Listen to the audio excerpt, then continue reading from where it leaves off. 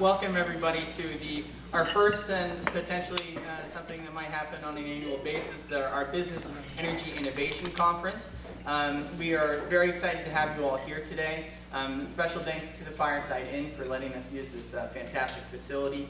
All of our sponsors who are around the room here, and for folks that are visiting today, I highly encourage you to go and talk to them. They're very knowledgeable about their fields and are happy to talk to you.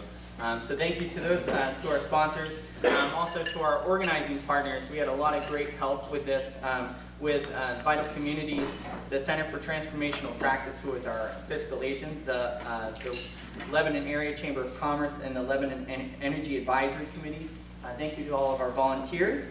And also a special thank you to Sarah Brock from Vital Communities, Bob Walker from SURGE, and John Chaffee from the Lebanon Energy Advisory Committee, who were instrumental in organizing this event. So a couple logistical things for the day before we get started. We have a tight schedule today, and you should be able to find all of the agenda items in this brochure here. Also encourage you to grab one of our bio sheets about the different speakers to read about who you're going to go and listen to today. But there is wireless internet. It's through the hotel, and it's not password protected, so you can access the wireless there. Bathrooms are out this door here through the main entrance and right to the left right there, around the corner.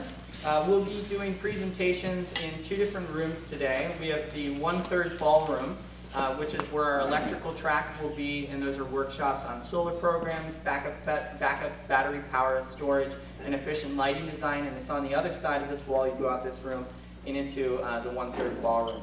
The heating and thermal track with heat pumps and geothermal drilling are going to be in the director's room. So you go out these glass doors here, and you kind of have to go out and around the heating area, and it's on the far side there. And so there are some folks around that have volunteers on their, or organizer on their pins. If you have any questions, you can just go ahead and talk to them. As I did mention, we have a tight agenda today, so we will keep everything as crisp as possible and make sure we get out of here by 1 o'clock today. But before we get started and hear from our keynote speaker and from Rob Taylor, wanted to give our platinum level sponsor, our highest level sponsors, a minute each to introduce their companies.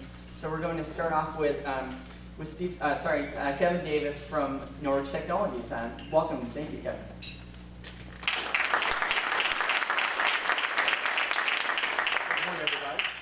Good morning, everybody. I'm Kevin from Norwich Solar Technologies.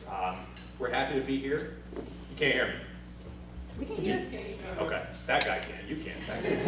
So I got to speak up. So like I said, my name is Kevin from Norwich Solar Technologies. We're happy to be here today. Our offices are right here in West Lebanon and another office right across the river in White River Junction. And we work with people like you. We do commercial and industrial solar projects. We've been around since 2011, and we've done about almost 20 megawatts of those projects now. So that's quite a lot of solar that we put up here in New Hampshire and Vermont. And if you're interested in doing that for your business or your nonprofit, we would love the chance to talk to you. So I'll be speaking later on today in the room next door. And Zach told me I can't go longer than a minute, or he's going to ring the gong on me. So I'm going to turn it over to the next one. Thank you very much, Kevin. Thank you. And I'd like to invite Scott Mislansky from to come up and speak as well. Yes, right in front, and introduce yourself, Steve. Good morning. Glad you're all here today. I work with Community Development Finance Authority. So I run their Clean Energy Fund. In addition to our community and economic development work, we have financing, low interest financing for energy efficiency and renewable energy projects around New Hampshire. So we work with a lot of solar projects, a lot of energy efficiency projects for businesses, nonprofits, and municipalities. We also have a program that does grants for businesses only, and most businesses in the Upper Valley would be eligible. And it covers 75% of the cost of a comprehensive energy audit for a business. So really important to get a whole look at what your opportunities are before you dive into some projects. So please check in with me later if you want to hear more about our programs. Happy to talk to you about your pathway forward, whether it's financing, other grants, audits, etc. Thank you. Thank you, Scott. Nice and quick, to the point. I like to have Judy Calla come up and, from the Sierra Club and come talk to us. Good morning, Judy Calla I'm the chair of the Sierra Club Upper Valley Group. First of all, I want to congratulate all of you for being here today. We hope your increased knowledge and connections will be good not only for the planet, but for your customer base and your bottom line. So the mission of the National Sierra Club is to explore, enjoy, and protect the planet. And pretty much the goals of the Sierra Club Upper Valley Group follow that mission. We do this through key campaigns and activities such as outings, lectures and forums, sometimes collaborating and supporting others, sometimes taking the lead on our own, such as our very popular Women in Conservation series last year.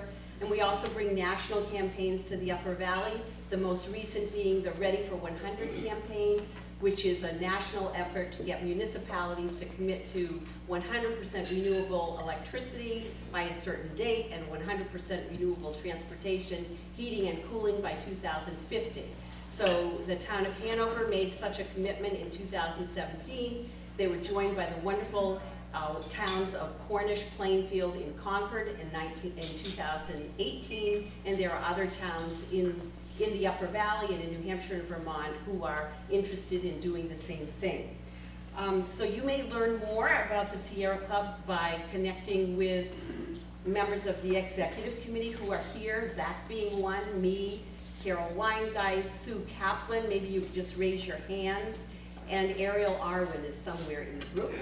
So that's 5 out of the 8 XCOM members. We also have 5 emeritus members, and you can get lists of names and addresses at our table back there in the corner where Carol is sitting. Just so you know, we also have a monthly meeting, generally on Tuesdays from 6:30 to the 3rd Tuesday of the month. At the Howe Library from 6:30 to 8 p.m., the Howe Library in Hanover. And our next meeting is going to be on October 16th, and everybody is welcome. And please join us. Thank you, and thanks for being here today.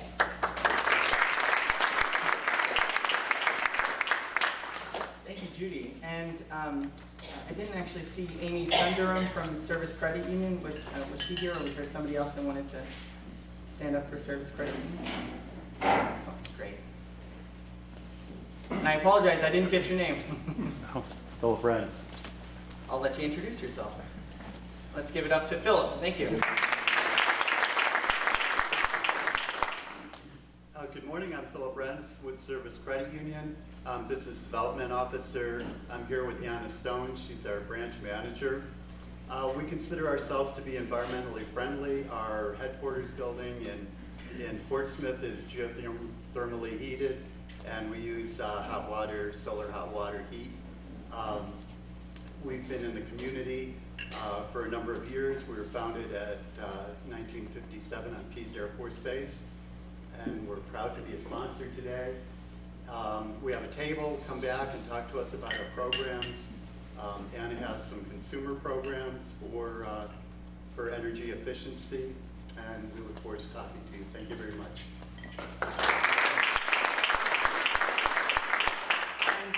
And then we have our last, but certainly not least, Bob Reels, who's here to speak on a consortium of New Hampshire states and electrical utilities in New Hampshire. Thank you, Bob. Thank you, Zach. Good morning, everyone. Bob Reels, Liberty Utilities, on behalf of the NH Saves Utilities, which is Eversource, Liberty Utilities, New Hampshire Electric Cooperative, and Unitil. I welcome you all. Thank you. Also, a big thanks to all the organizers for today's event. We really want to support and encourage community-based events like this. And we have 2 events coming up I want to bring to your attention. We have on the 16th of October, a commercial codes workshop, and that's free. And then we also have on October 24th, a networking lighting control hands-on workshop. Both are free, and they'll be held at the Hilton Gardens Inn in Lebanon, New Hampshire. Flyers are back at our table. We also have free LED light bulbs. So thank you again for coming. Enjoy the day.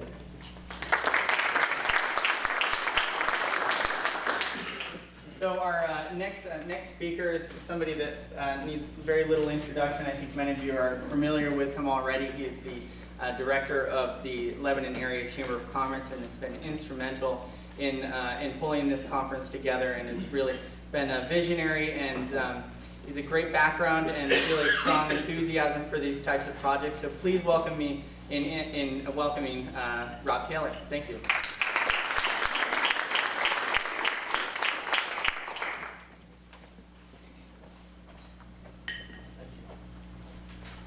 Thank you very much. It's a pleasure to be here.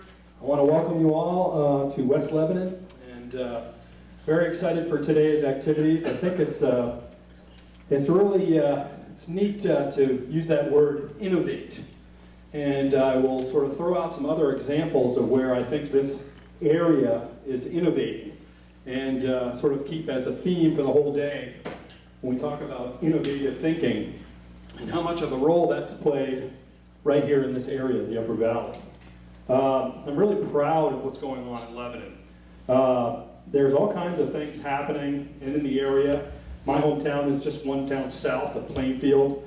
I'm really proud of what's happening in my hometown.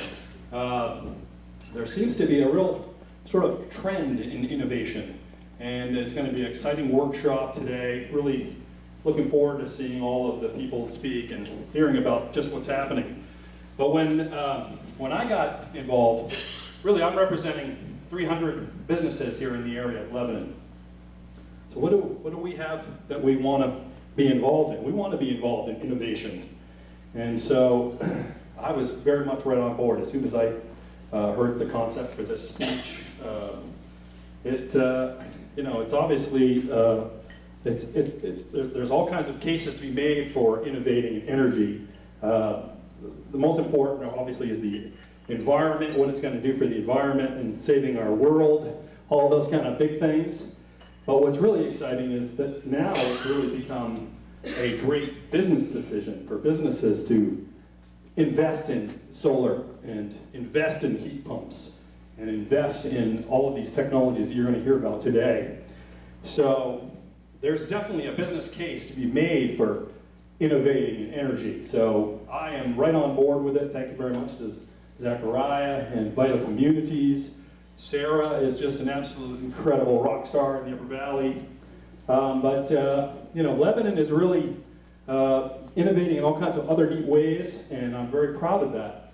Just the other day, we decided to fix the tunnel. I don't know if you guys are familiar with the tunnel here in Lebanon. It's part of our pedestrian network through town. And we've got the Great Rail Trail, and now we've got the Mascoma River Greenway. We're going to be able to link it up, and so we're innovating in transportation. We have airports and bus lines and rail travel and interstate travel. So we have just incredible innovation in the transportation side of things. We are also innovating in art, and I'm glad to see a few of our arts organizations here who actually are also innovating in energy, and you'll probably hear about that a little later. We actually have a task force in Lebanon that is working on arts, and we have an Upper Valley Music Center. I think there's somebody here from the Music Center. Raise your hand. Upper Valley Music Center is here today.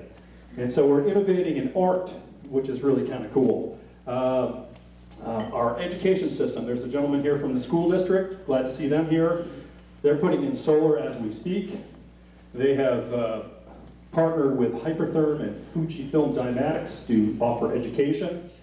And there's a program where students can go and be embedded in those companies and get education on the STEM side of things. So that's more innovation. So I guess we're really excited about this. It's sort of another notch on the belt to see what we can do to innovate in the energy sector. So the Chamber of Commerce is very proud to be involved, and I want to welcome everybody and good luck today. Keep in touch. We've got a little booth over there with some of our information about the Chamber. So thank you very much. I guess it's now my turn to introduce our keynote speaker, which is very exciting. April Salas was with the Reverse Center at Tuck School. And Tuck School, again, talking about innovation, is innovating in the area of energy and really leading the world in producing the next generation of of energy leaders. So without further ado, I'll introduce April Salas from Tuck School.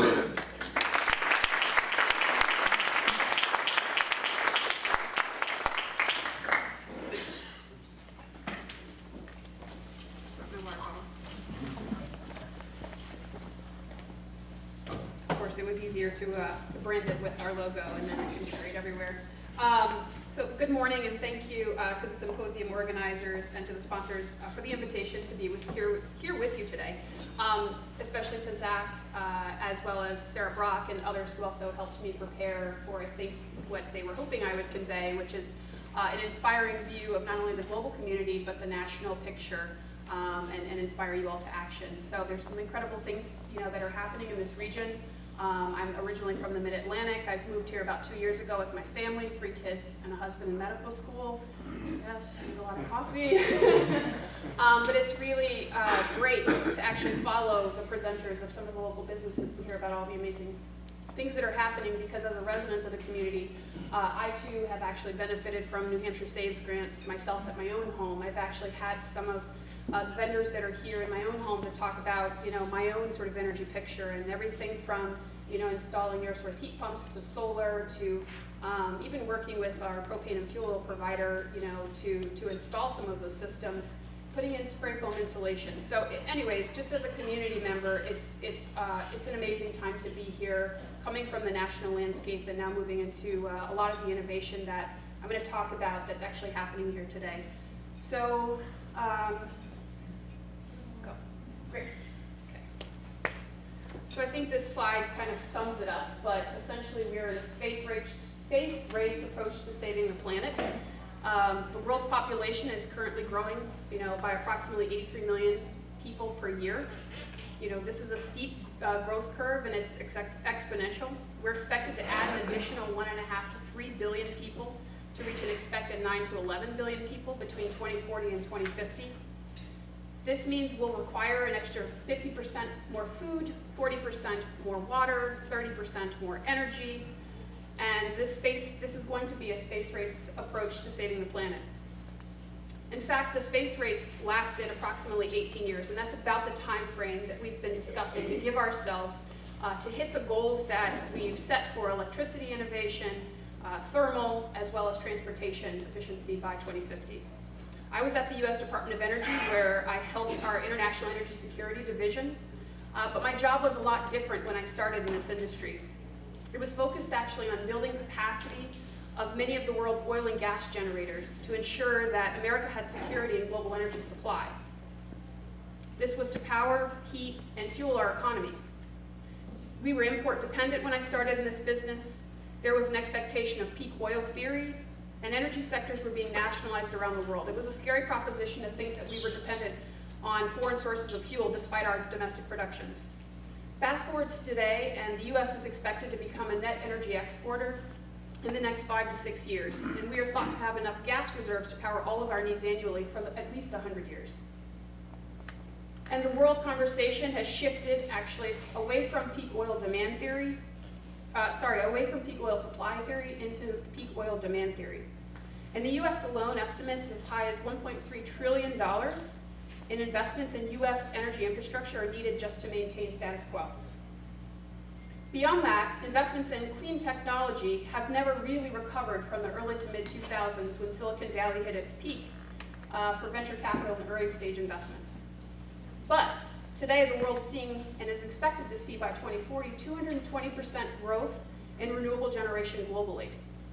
And we're expected to have upwards of 17 to 20% of that mix in the US alone. This includes biofuels, this includes wind and solar. Innovation and technology improvements will continue to be needed as we redefine the energy mix, how energy is supplied, and the changing role of the customer at every level, and what digital innovation is actually enabling for our future. So I was actually at US Department of Energy in the run-up to the 2015 Paris Climate Accords.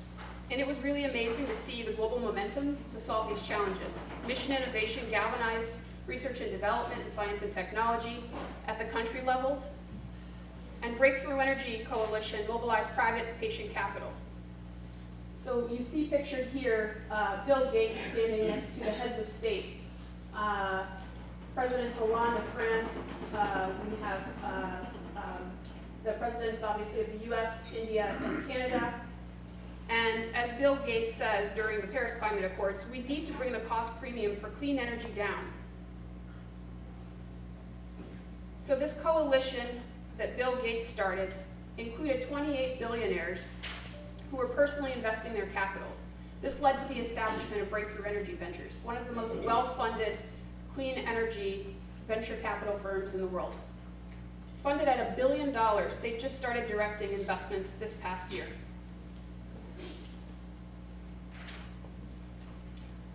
So if you thought the US withdrawal from the 2015 Paris Climate Accords was the end of the story, obviously it's not. We're only just getting started.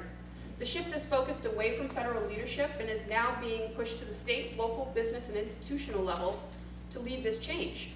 Implementation has always been local, but it's never been more important or truer than today. We are still in, as you can see, as one of many global action sort of coalition and networks. And We Are Still In particular, is a coalition of more than 3,500 CEOs, mayors, governors, college presidents, and other leaders committed to climate action. This represents $6.2 trillion of the US economy. The RE100 group, we learned a little bit about Sierra Club and Hanover's commitment.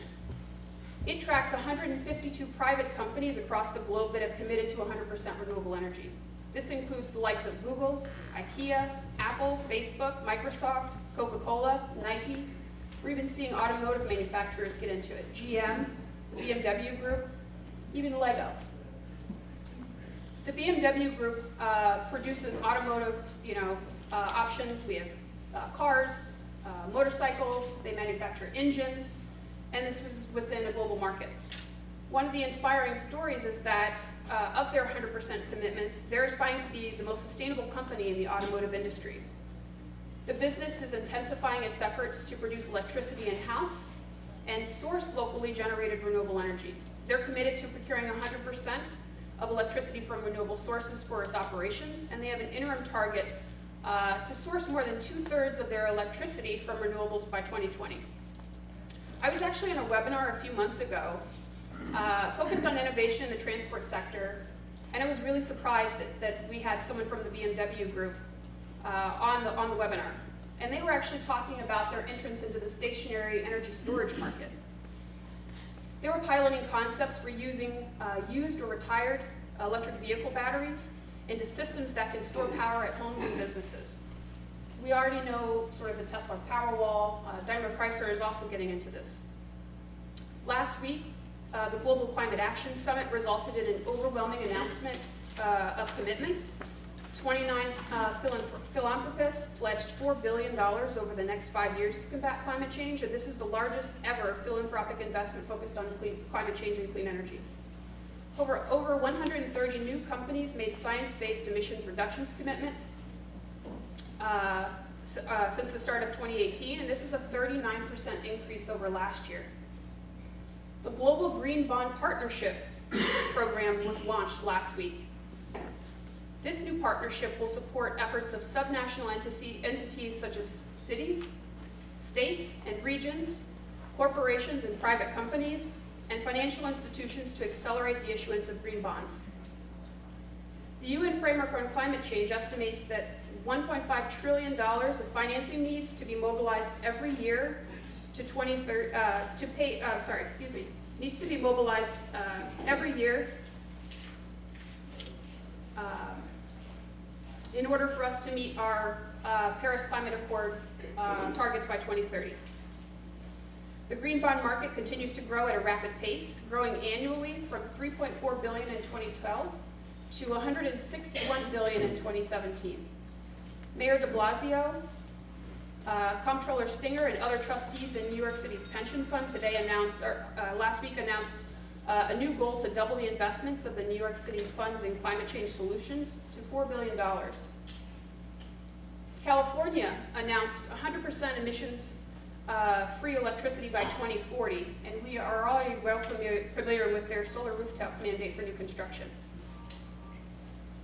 There was also a restatement of commitment of the other 3,000 US cities, states, businesses, and other groups that have declared their commitment to the Paris Climate Accords. The Sustainable Investment Forum for North America is actually happening this week.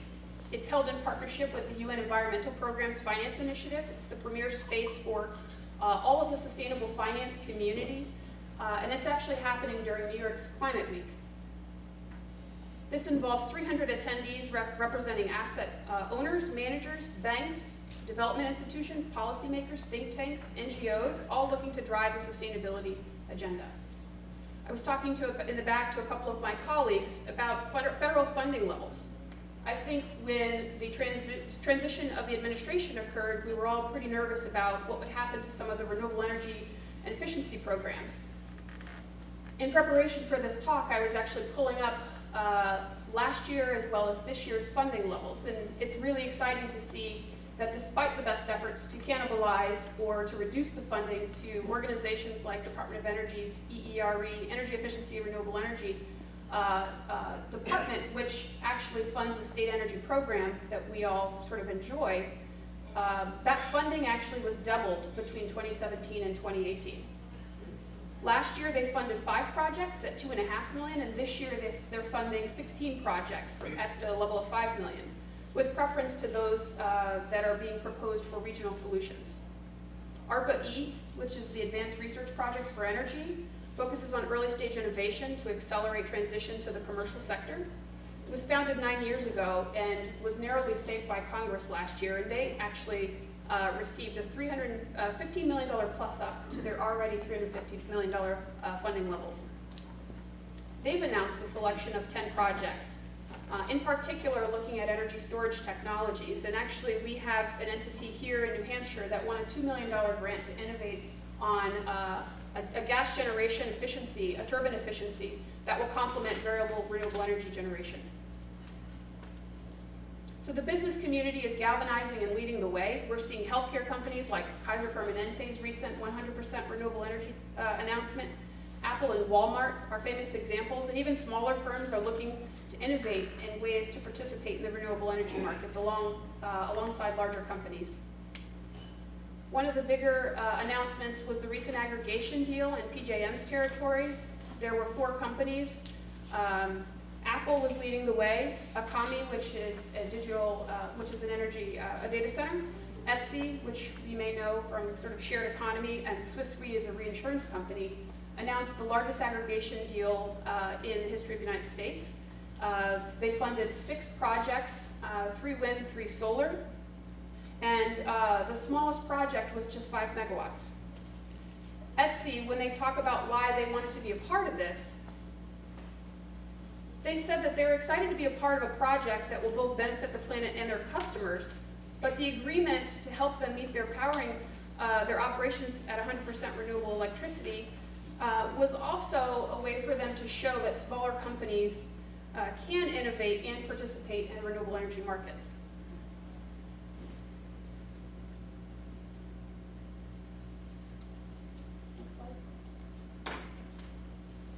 So as I mentioned previously, renewables, in particular wind and solar, have been growing at a rate faster than any fossil fuel. They're becoming cost competitive without subsidies and increasing their share of the energy mix. The growth of renewables into 2040 has exceeded pretty much all forecasts. There has been double-digit growth for wind and solar in the past few years, and because the manufacturing costs have also come down, technology has also improved substantially, and costs have been reduced by approximately 80% for solar and 50% for wind. In red states and blue states, goals have been set and are being met. Orlando, Florida is aiming to get 100% of its energy from clean sources and is on track to hit 20% by 2020. LA has cut emissions by 26%. By next year, Texas will get more energy from solar and wind than from coal. Pennsylvania enacted tougher rules to prevent methane leaks from its gas wells. Colorado's largest power utility announced plans to accelerate retirement of 1/3 of its coal plants and replace them with clean energy. Walmart aims to shift 20% of its truck fleet to electric vehicles in the next 5 years. Technology globally is proving the case for renewables. This March, I actually visited a 580 megawatt concentrated solar power facility in Morocco. It had 11 hours worth of utility scale storage through molten salt technology. This Urban Sustainability Directors Network map shows the 195 communities representing nearly 100 million residents in North America. USDN is a community focused on local level implementation of various clean energy and carbon emissions reduction goals. There is no one-size-fits-all, and communities large and small are implementing goals extremely differently. Some include stronger focus on stabilizing energy prices, others want to increase resiliency, others want to invest locally, and others need to spur economic development and job growth.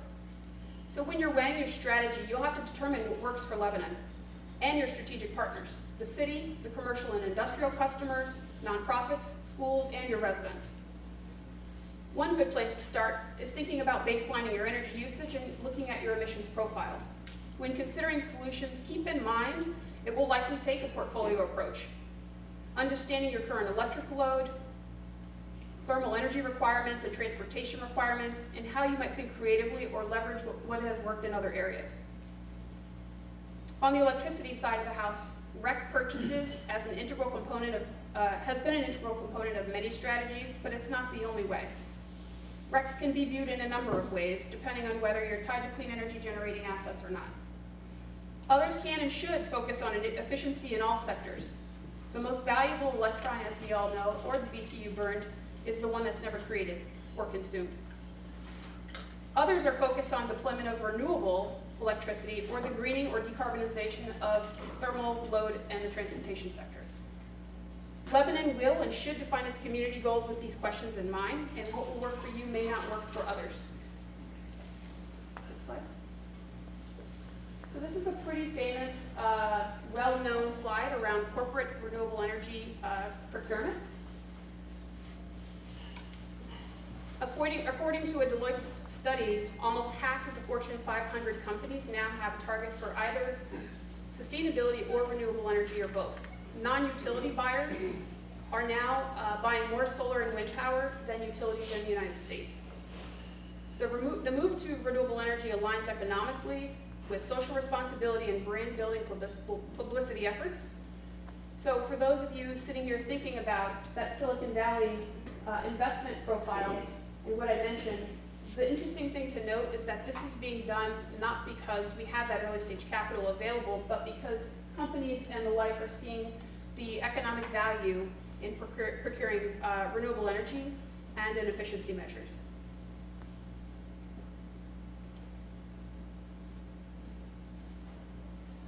Energy is now being discussed strategically in the boardroom, and it's shifting to the consumer and retail level as well. As I mentioned, Walmart, last year they ordered 15 Tesla semi-electric trucks for service in the US and another 10 for Canadian operations. This week they announced another 30 vehicles for Canada. The company says that 20 Tesla semis will be added to its fleet in Ontario, and they're looking to bring their British Columbia fulfillment center. Other big companies that have signed up for Tesla semis are UPS, which has placed an order of 125, Pepsi, which has an order for 100. In addition, J.B. Hunt Transports, the largest trucking entity in America, has submitted an order, as have Anheuser-Busch, FedEx, and DHL. In 2014, President Obama announced plans for fuel efficiency standards for medium and heavy-duty fuel vehicles as his latest move in the Climate Action Plan. And the administration had a super truck initiative that was run through Department of Energy, aimed to develop tractor trailers that are 50% more efficient than baseline models by 2015. If all Class 8 trucks that are 18-wheelers in the U.S. were as efficient as this goal, we would consume nearly 300 million fewer barrels of oil and spend $30 billion in fuel, less in fuel each year. Next slide. So bringing it from the global and the national down to New Hampshire, it's obvious through this pie chart that we cannot achieve progress without each and every one of you in this room. New Hampshire's energy consumption by end-use sector for 2016, commercial and residential consumers comprise more than 50% of the opportunities statewide. This pie chart might look a lot different for Lebanon, but it's really interesting to note that the commercial sector alone represents 23.3% of that consumption. I recently attended Claremont's solar ribbon cutting ceremony at their waste treatment plant, and with council approval, they self-funded with a 10 to 11 year payback period from savings fund, the development of a 190,000 kilowatt hour per year generating solar power array. 429 panels represents around 800,000 in savings over the life, and it satisfies a quarter to a third of their electric load. Next slide. So taking Hawaii and Alaska off the table, New Hampshire is the fourth most expensive residential retail pricing in the country. Commercial customers are also paying 44% more than the national average for power. These rates can range from as low as 12 cents to as high as 22 cents per kilowatt hour. New England's fuel mix is changing and continues to favor natural gas. About 4,600 megawatts, an amount equal to about 16% of the region's current generating capacity, will have shut down between 2013 and 2021. It's likely to be replaced primarily by new natural gas, as well as wind. In 2018's Regional Energy Outlook, ISO New England cited several factors making fuel security a growing concern for the dependable performance of New England's power grid. Reliable electricity for the region hinges on power generators' access to fuel. The regional power system is increasingly dependent on natural gas for power generation. The capacity of the region's natural gas infrastructure is not always adequate to deliver all the gas needed for both heating and power generation during the winter. Natural gas is the fuel of choice for a large segment of the new power plant proposals. The region's oil, coal, and nuclear power plants, which have fuel stored on site and are essential for reliability when natural gas is in short supply, are also retiring under increasing economic and environmental pressures. So this will result in an increasing end-use price pressure. How do we think about shifting this mix sub-regionally so that residents and businesses can have visibility into stable pricing moving forward? How do we operate more efficiently? How can we grow and use less?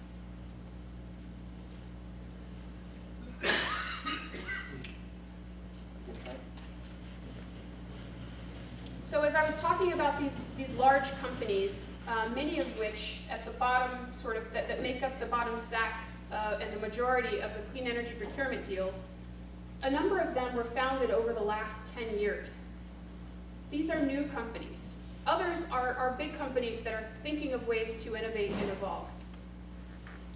But many of them have the same key questions that you all have, but perhaps on a different scale. So when we're thinking about building value to achieve success, is that a financial or resilience or an impact measure? What do your customers care about? Your early adopter customers may have different motivations than your long-term customers. Your impact. How does this raise your brand value? Are you setting targets or able to push for targets within your supply chains? What is it going to cost you? You can't dismiss the cost base, and you can't, in many cases, pass the revenue through. How do you cover the upfront costs in order to benefit from the long-term value? What is it going to save you? How will it free up capital to deploy elsewhere? Rate stability into the future. Power in numbers. There's an opportunity for you all to think about aggregating your demand in order to lower the capital costs today and access some of these clean energy solutions. And overall, how does this improve your employee satisfaction, your internal business efficiency, as well as your employee company shared values, rewards, and respect for the environment? This is a great quote from Hypertherm in their 2017 annual report. It's small, so many of you won't be able to read it, but it's on their 50 years of shaping corporate social responsibility. Dick Couch, the co-founder and chairman of the board, quotes, "The beginning years of the company were purely focused on survival." Jenny Levy, the VP of CSR, then quotes, "Our associates come to work at Hypertherm to build long careers here, in large part because they have found a company that truly aligns with their personal values." So there's power in the network. I obviously selected only a few of the many of you who are engaged in really aggressive clean energy deployment efficiency initiatives and taking good advantage of a number of the things that we'll talk about throughout the course of the day. But I encourage you to be talking to each other. How do you come together to also sort of aggregate your demand and pool your sort of power in the space to push others, whether it be in the liquid fuel side or renewable developers, et cetera, to bring the costs down. There is power in the network. And I'll pull from Sarah Brock, we go further when we go together. I'll leave you with a quote by Theodore Craver Jr., who's the former CEO of Edison International, and he quotes Charles Darwin. "It is not the strongest of species that survives, nor the most intelligent that survives. It is the one that is the most adaptable to change." So you can be a leader in this space, and it's not because you have to. All indications support the wave of change, and so this may not affect your business today, but think about leading because you can and because you choose to. Thank you.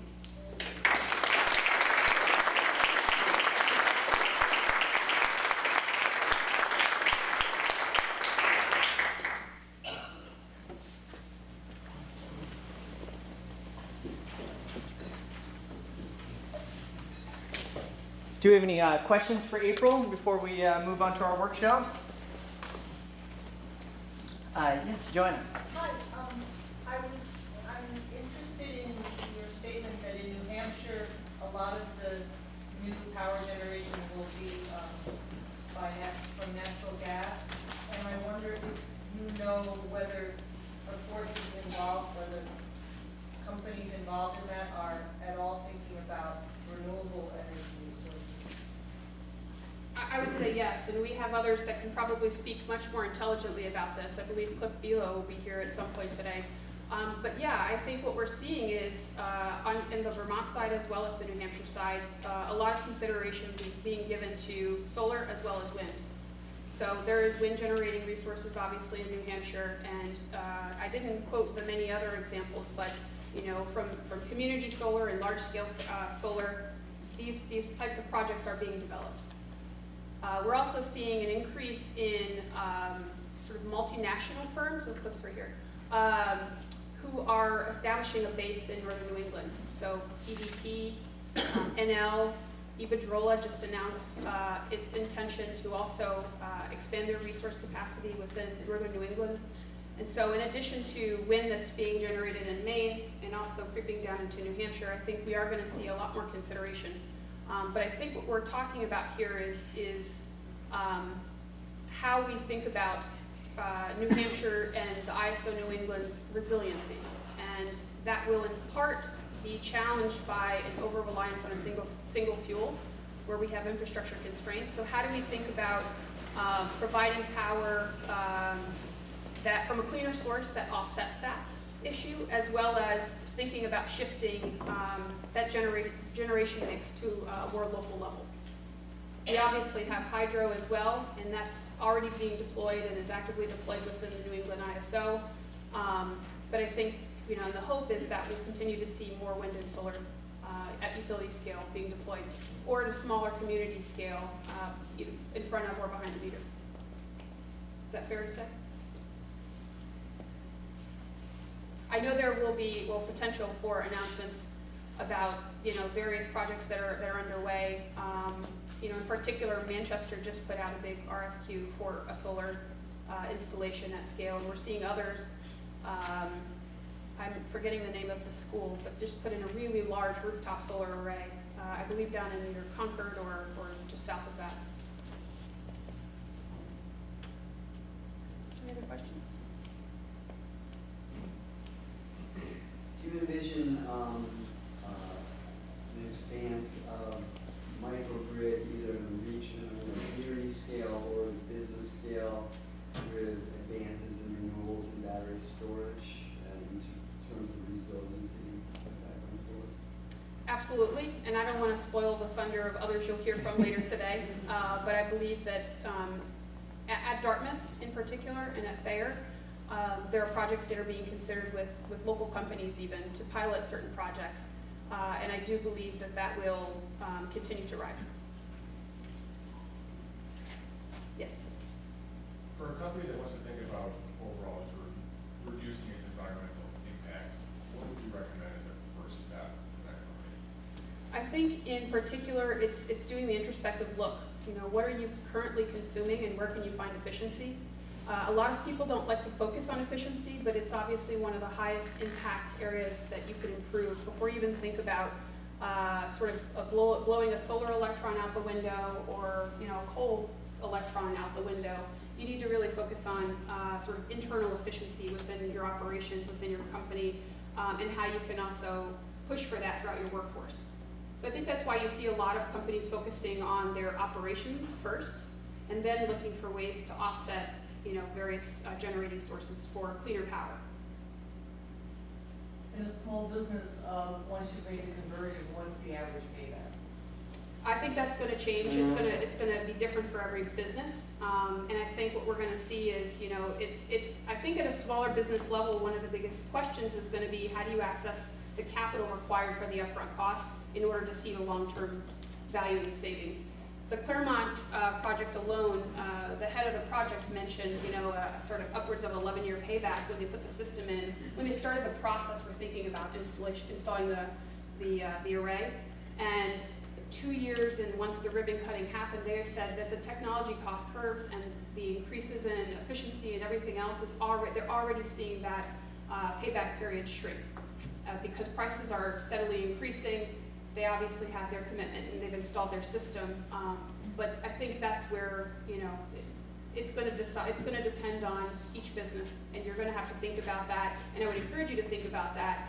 Not just for the electric sector, but also your thermal load and where you can also gain efficiency. And so we talk about the energy mix at the national or the state level, but I think what you should be doing is looking at that also within the context of your business. What's the technology that's, I mean, to a layperson, why isn't there a solar collector that's this big that powers a house? Well, I think all of the solar installers here could give you various answers. I mean, you know, there's a great article I was just reading from some folks that were trying to innovate on a solar road, and for a number of reasons, you know, we're thinking, how can we put solar on every surface, every window, every side of a building?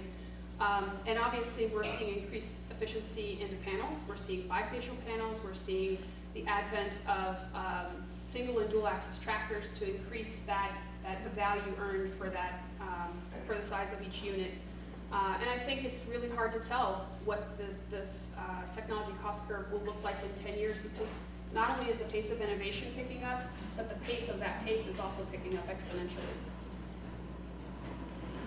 I'm just curious if you talked about a lot of companies that were quite large, and in New Hampshire and elsewhere, there's a ton of very, very small companies. And my understanding of having worked with a lot of contractors is the costs of getting that business to understand the concept, to buy into it, and then to complete a project are exorbitant. You know, that sales cycle takes a long time, and for the return on that investment is pretty challenging.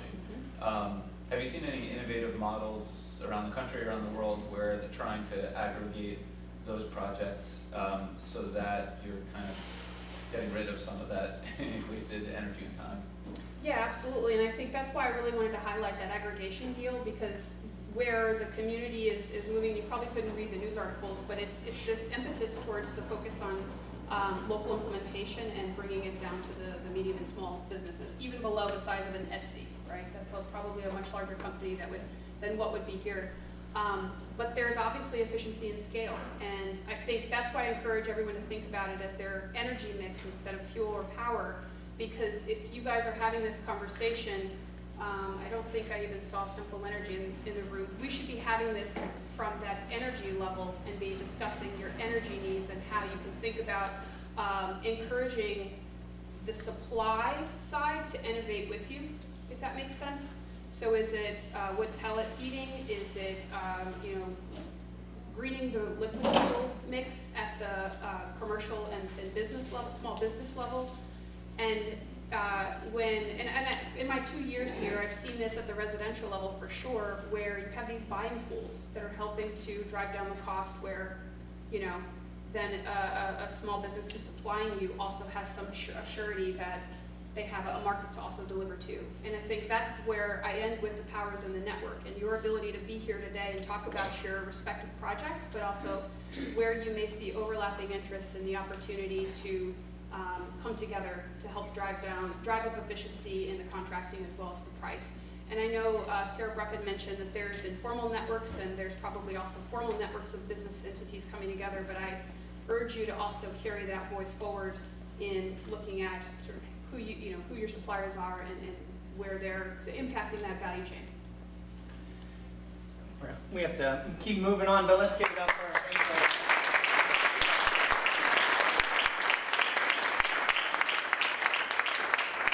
Thank you very much. So let's head off to our workshops. Over in the third ballroom, we have lighting design with Paul LeVay, as well as, oh no, I'm spacing completely, and backup battery power storage. And then over in the director's room, we have heat pumps and geothermal drilling. We'll ask people if you need help getting to those rooms, but enjoy your workshop. Thank you.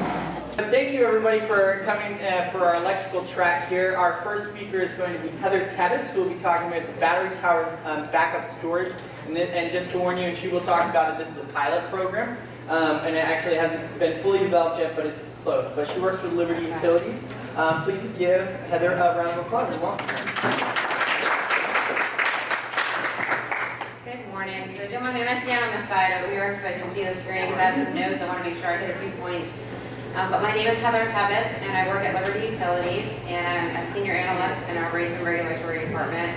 So a lot of what I work on are fun projects like battery storage, we're going to talk about in a few minutes, but I also work with net metering and energy efficiency and other types of cases like our rate cases that we have every few years. So why is Liberty interested in renewable generation like battery storage? So you have here the classic electric utility. We have the vertically integrated, you're looking at like the 1980s utility, which a lot of utilities in this country still operate under that scheme. You have a central one-way grid. You can see you have your generating stations, goes through the transformers. You have now your distribution lines, which then feed your residential homes and businesses. It's predictable. We go to the PUC, we say we'd like a rate of return. We get that rate of return approved. And it's not a guaranteed rate of return, but it's a rate of return that's embedded in the rate. So as long as customers are paying their bills and we're able to keep our operating costs down, then we're looking to reach that rate of return for our customers and investors. It's also a way to provide safe and reliable power. And again, it's affordable because at the time we go to the PUC, they review all of our costs and they determine what are just and reasonable rates. So now you're looking at disruptors of that. And over the years, we have declining renewable energy costs, and we also have energy storage coming into play. And that allows for customers to have independence from the grid, maybe not for 24 hours at a time, but for a period of time that allows them to really focus on their energy usage. So Liberty Utilities is looking at the Utility 2.0 world. And the way that we're looking at that really is that customers want to engage actively in their consumption of goods, including energy. And so in order for a utility in the 1.0 realm to move into the 2.0 world, they really need to accept that the customer is the focus. Okay, so investors are important, employees are important, but customers are the most important because now they're making decisions on how to use less energy and how to be more engaged in how to use less energy. And so in order for the utilities to really move into that 2.0 world, we now have to embrace these new technologies and business models because maybe going to the PUC every few years and asking for a rate change due to increased costs or needing more fixed assets to be built, that may no longer be the case. If customers are using behind-the-meter generation, maybe we don't need to build out new lines and bigger transformers. Maybe what we need to do is actively work with our customers to say, what do you want? Look at the Amazons and the Googles of the world and say, how are they capturing an audience? And that's what we're looking at, Liberty's looking at to be in the 2.0 world. So again, then we're also dedicated on cost competitiveness, right? Because I, as a customer, could say, I don't want to pay my utility as much as I'm paying them. I'm going to put solar generation, I'm going to put a battery in, I'm going to get an electric car, and all of these things are going to work together. And by doing that, I'm going to pay my utility less. Well, now the utility has to be cost competitive because how are we supposed to meet the needs to still provide safe and reliable power at a competitive cost when customers today are engaging on their own to do that.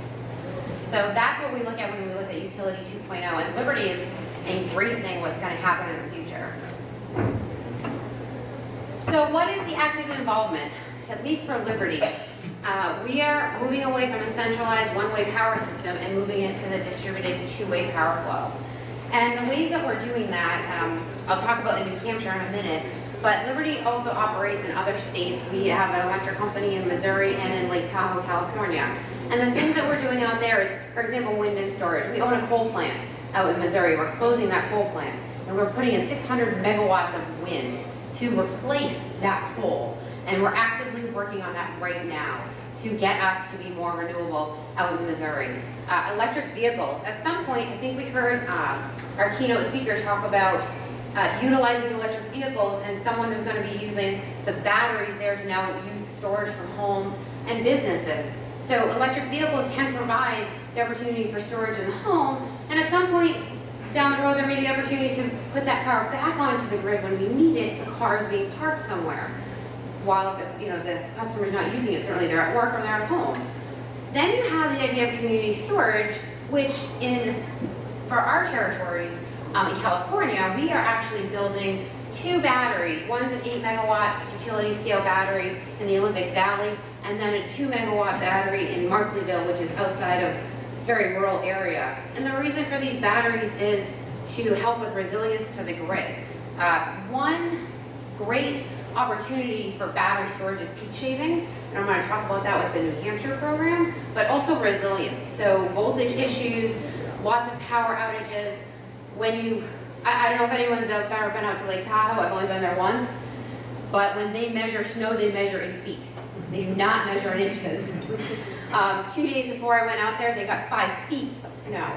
So roads are closed, and you talk about power line issues, there's lots of them. They had a snowmageddon a couple of years ago. They got 11 feet of snow in like 4 days. So when we look at resilience for communities, when we look at resilience for large customers, especially when they have different assembly lines going on, it's really important to be able to provide that power and that resiliency to the customers and the grid, so customers feel confident that their utility is providing them safe and reliable power. All right, so we'll talk a little bit about battery storage here in New Hampshire. Across the U.S., you can see, this is from S&P, there's lots of battery storage happening out west. You can see there's a little bit happening in the Massachusetts area. And when you're seeing this technology being deployed, you kind of say about New Hampshire, well, what about us, right? We're here today to talk about renewable energy and getting, maybe Lebanon, Hanover, at least Hanover, right? You guys have, they've talked about getting to 100% renewable. Liberty Utilities, we've dedicated to becoming 100% renewable by 2020 in California. So one of the ways that we're going to get there, I talked about, was that we have battery storage out there. And so we're looking to do a home pilot battery storage project with customers here in New Hampshire. So a little bit about the overview. So we filed last fall to have home batteries installed in customer homes, and they would be Tesla Powerwalls. The idea is that customer will have access to the battery 24/7. It will be installed in their home, except when there's a peak predicted, and then the utility is going to get access. So you say, what does that mean, a peak is predicted? So every month and every year, ISO New England, we hit our peak as a group of states. We have one energy grid, I'll call it. And we hit the highest period, that highest capacity once a year. And I think it happened around Labor Day weekend this year, or maybe a week before that, around there. It was very hot, and we hit our max capacity for the region. And how does that affect you as a customer? Well, we don't own any transmission. Liberty doesn't own any transmission. But we pay based on an allocated amount of our demand at that peak hour. And peak, actually, I think it even might be the 15-minute interval. So that means that if you're using all this power at that peak moment, the next time we get a bill, essentially, that bill is going to be reflected that we've used all this energy, okay? Now, we don't earn any money on transmission. We don't own transmission. So what we do is we pass that on to our customers. So if we can reduce, if Liberty can reduce their peak at that hour, then all customers pay less because that bill is not sent to us in, I'll call it $100, maybe it'll be sent to us at $95, okay? So that's a benefit to all of our customers. As costs increase for our grid and more battery storage is in other states, those states will reduce, and those electric utilities will reduce their peak loads. And if we don't do the same thing, then that cost just shifts. It doesn't go away. So one of the reasons why we're proposing to have this is to reduce our regional network system and local network system transmission costs, which is what I just talked about a moment ago. And our filing had said, let's put 5 megawatts of battery storage in customer homes. The customer can use that battery at any time that they need for, and we'll talk about the time of use rates in a minute as to encourage you to actively engage in the usage. But when ISO New England is predicting a peak, then the company would actually take control of your battery and we would dispatch it back to the grid as needed. So the benefits to that is, I just said, reducing our usage at that peak hour, and which reduce costs for all of our customers. Quick question, when that happens, does your meter run backwards while that's happening? Yes, it will. Yes, it will. All right. So one of the other items here is backup of power outages. So if you have one battery in your home, depending on your load, but the average load we figure you could last about 12 hours. Now, so this is not going to be for the long duration, multi-day outages, but it really helps with the squirrel that went into the substation and caused a problem, and we get the crews out there, you'll never see a loss of power. And so that's one of the really big benefits of this. The other piece of the pilot is time of use rates. So effectively what we're trying to do is engage customers in their own usage. And right now all of you pay at your home a flat rate, unless you're on our special T10 rate, but let's assume you're not. You're just paying a flat rate all the time. So there's no incentive for you to reduce your usage during these peak periods. So we've created time of use rates which will have a critical peak period. It's about 5 hours, Monday through Friday. And the rates are extremely high. I'm gonna guess 35, 36 cents a kilowatt hour, which is very high because right now you're paying about 16, 17 cents. So that's going to force you to reduce your load at that hour because the battery will be used as a backstop during that period. So you're not actually importing power from the grid. But if you were to, let's say you use more energy in those couple hours and you're importing from the grid, then you will see a charge during those hours that you've now used the battery up and you haven't taken advantage of the time of use rates because you haven't reduced or changed your behavior. So it's all about customer behavior, so learning about how your energy usage affects your bill, and also how it affects, like we talked about before, the environment, and also costs associated with just supplying power to customers. So a little bit about the battery that we're going to be using. They're Tesla Powerwall 2s. The reason we chose Tesla is because they have the most kilowatt hours and capacity that we were looking to do this pilot with. We're looking to dispatch those for about 2 hours when we have the peak, and by doing that, we have the opportunity with the Tesla Powerwall batteries because they have the capacity to do that. It uses a cloud platform to talk to the batteries. I mentioned in a slide before, you would need 4G and Wi-Fi at your home. Battery looks like that, and customers would be utilizing this special load shifting mode to charge it off-peak at home, and then dispatch it during critical peak hours, because the off-peak hour rates are very, very low, and that's the whole purpose, is that you're charging it at a cheaper rate to then utilize it at the more expensive period where you're actually not going to take power from the grid. So I think we're saving questions for the other period, so again, save your questions for after, but if you have any, I'm more than happy to answer whatever I can. Thanks.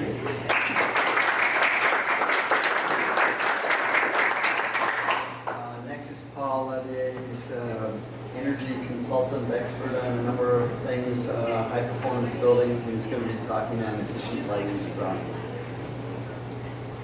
Good morning, everyone.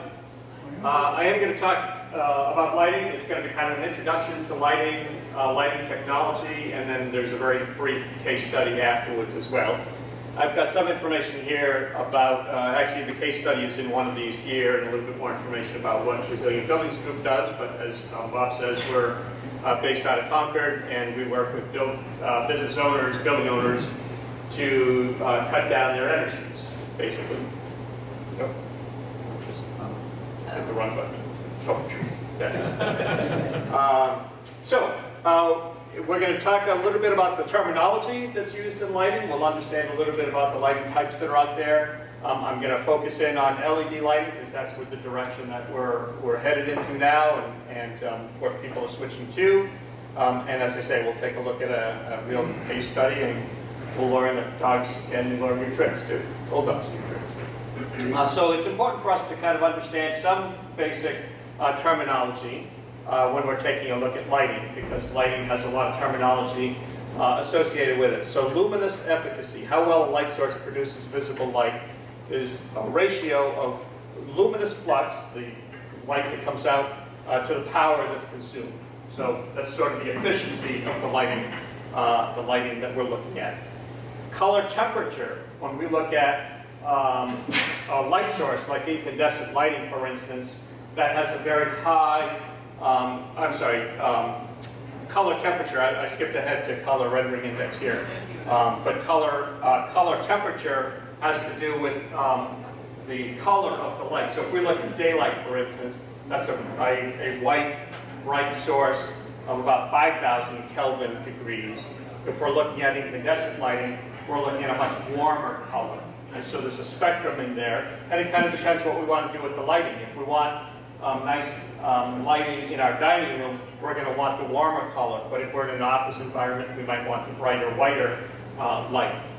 And so there's a spectrum inside there. The color rendering index is how that light renders colors. So if you've been in a parking lot, for instance, at night that has the kind of yellow orangish light, you notice that it doesn't render colors of your clothing or your skin very well. It has a low color rendering index, whereas incandescent lighting has a very high color rendering index. It does a nice job at showing our actual color of our skin and our clothing, as does daylight as well. So lighting kind of fits inside that range, and so if you're doing display of artwork or high-end retail, you probably want a higher color rendering index in your lighting.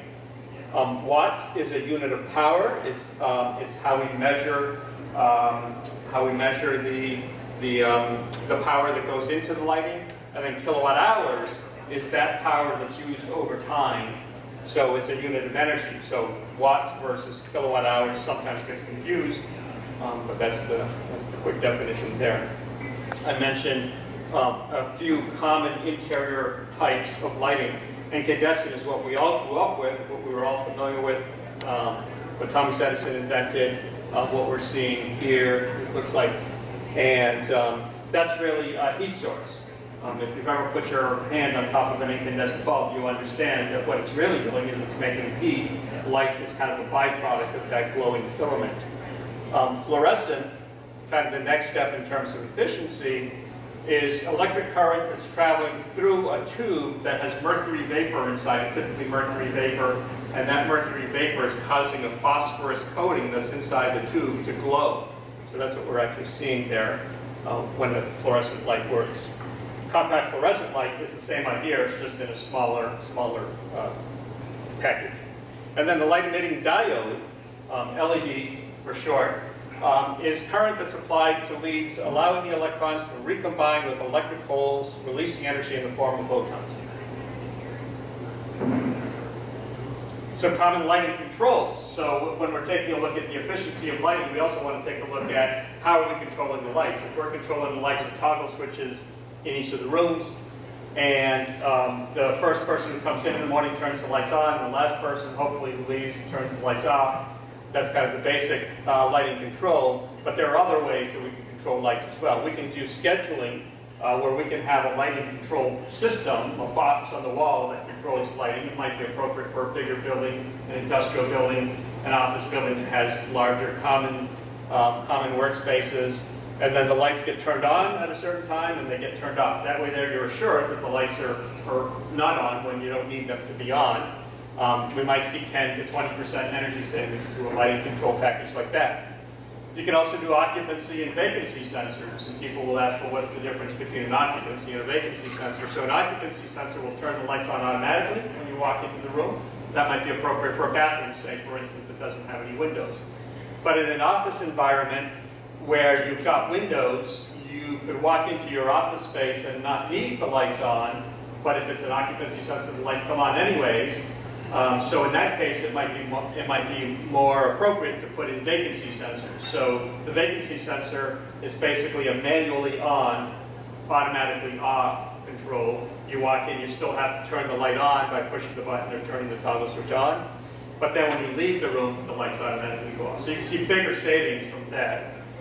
And then daylight dimming as well. So if you've got an environment that has nice daylighting, lots of windows, you may want to do daylight dimming. And the idea behind daylight dimming works very well in an office setting or in a school environment particularly, is what you're trying to do is you're trying to maintain the same light level throughout the course of the day. So the sun will move during the course of the day, clouds might come and go during the course of the day, but daylight dimming will take a look at what the light level is inside the space, and as the clouds come by, it will brighten the lights back up, and as the clouds go away, the lights will brighten, and so on. So as the course of the day goes on, you're trying to maintain an even light level. And there are different ways to do that. You can step it so that it happens bang, bang, bang, or you can do it very gradually. Office environments tend to like it, and schools tend to like it more gradual.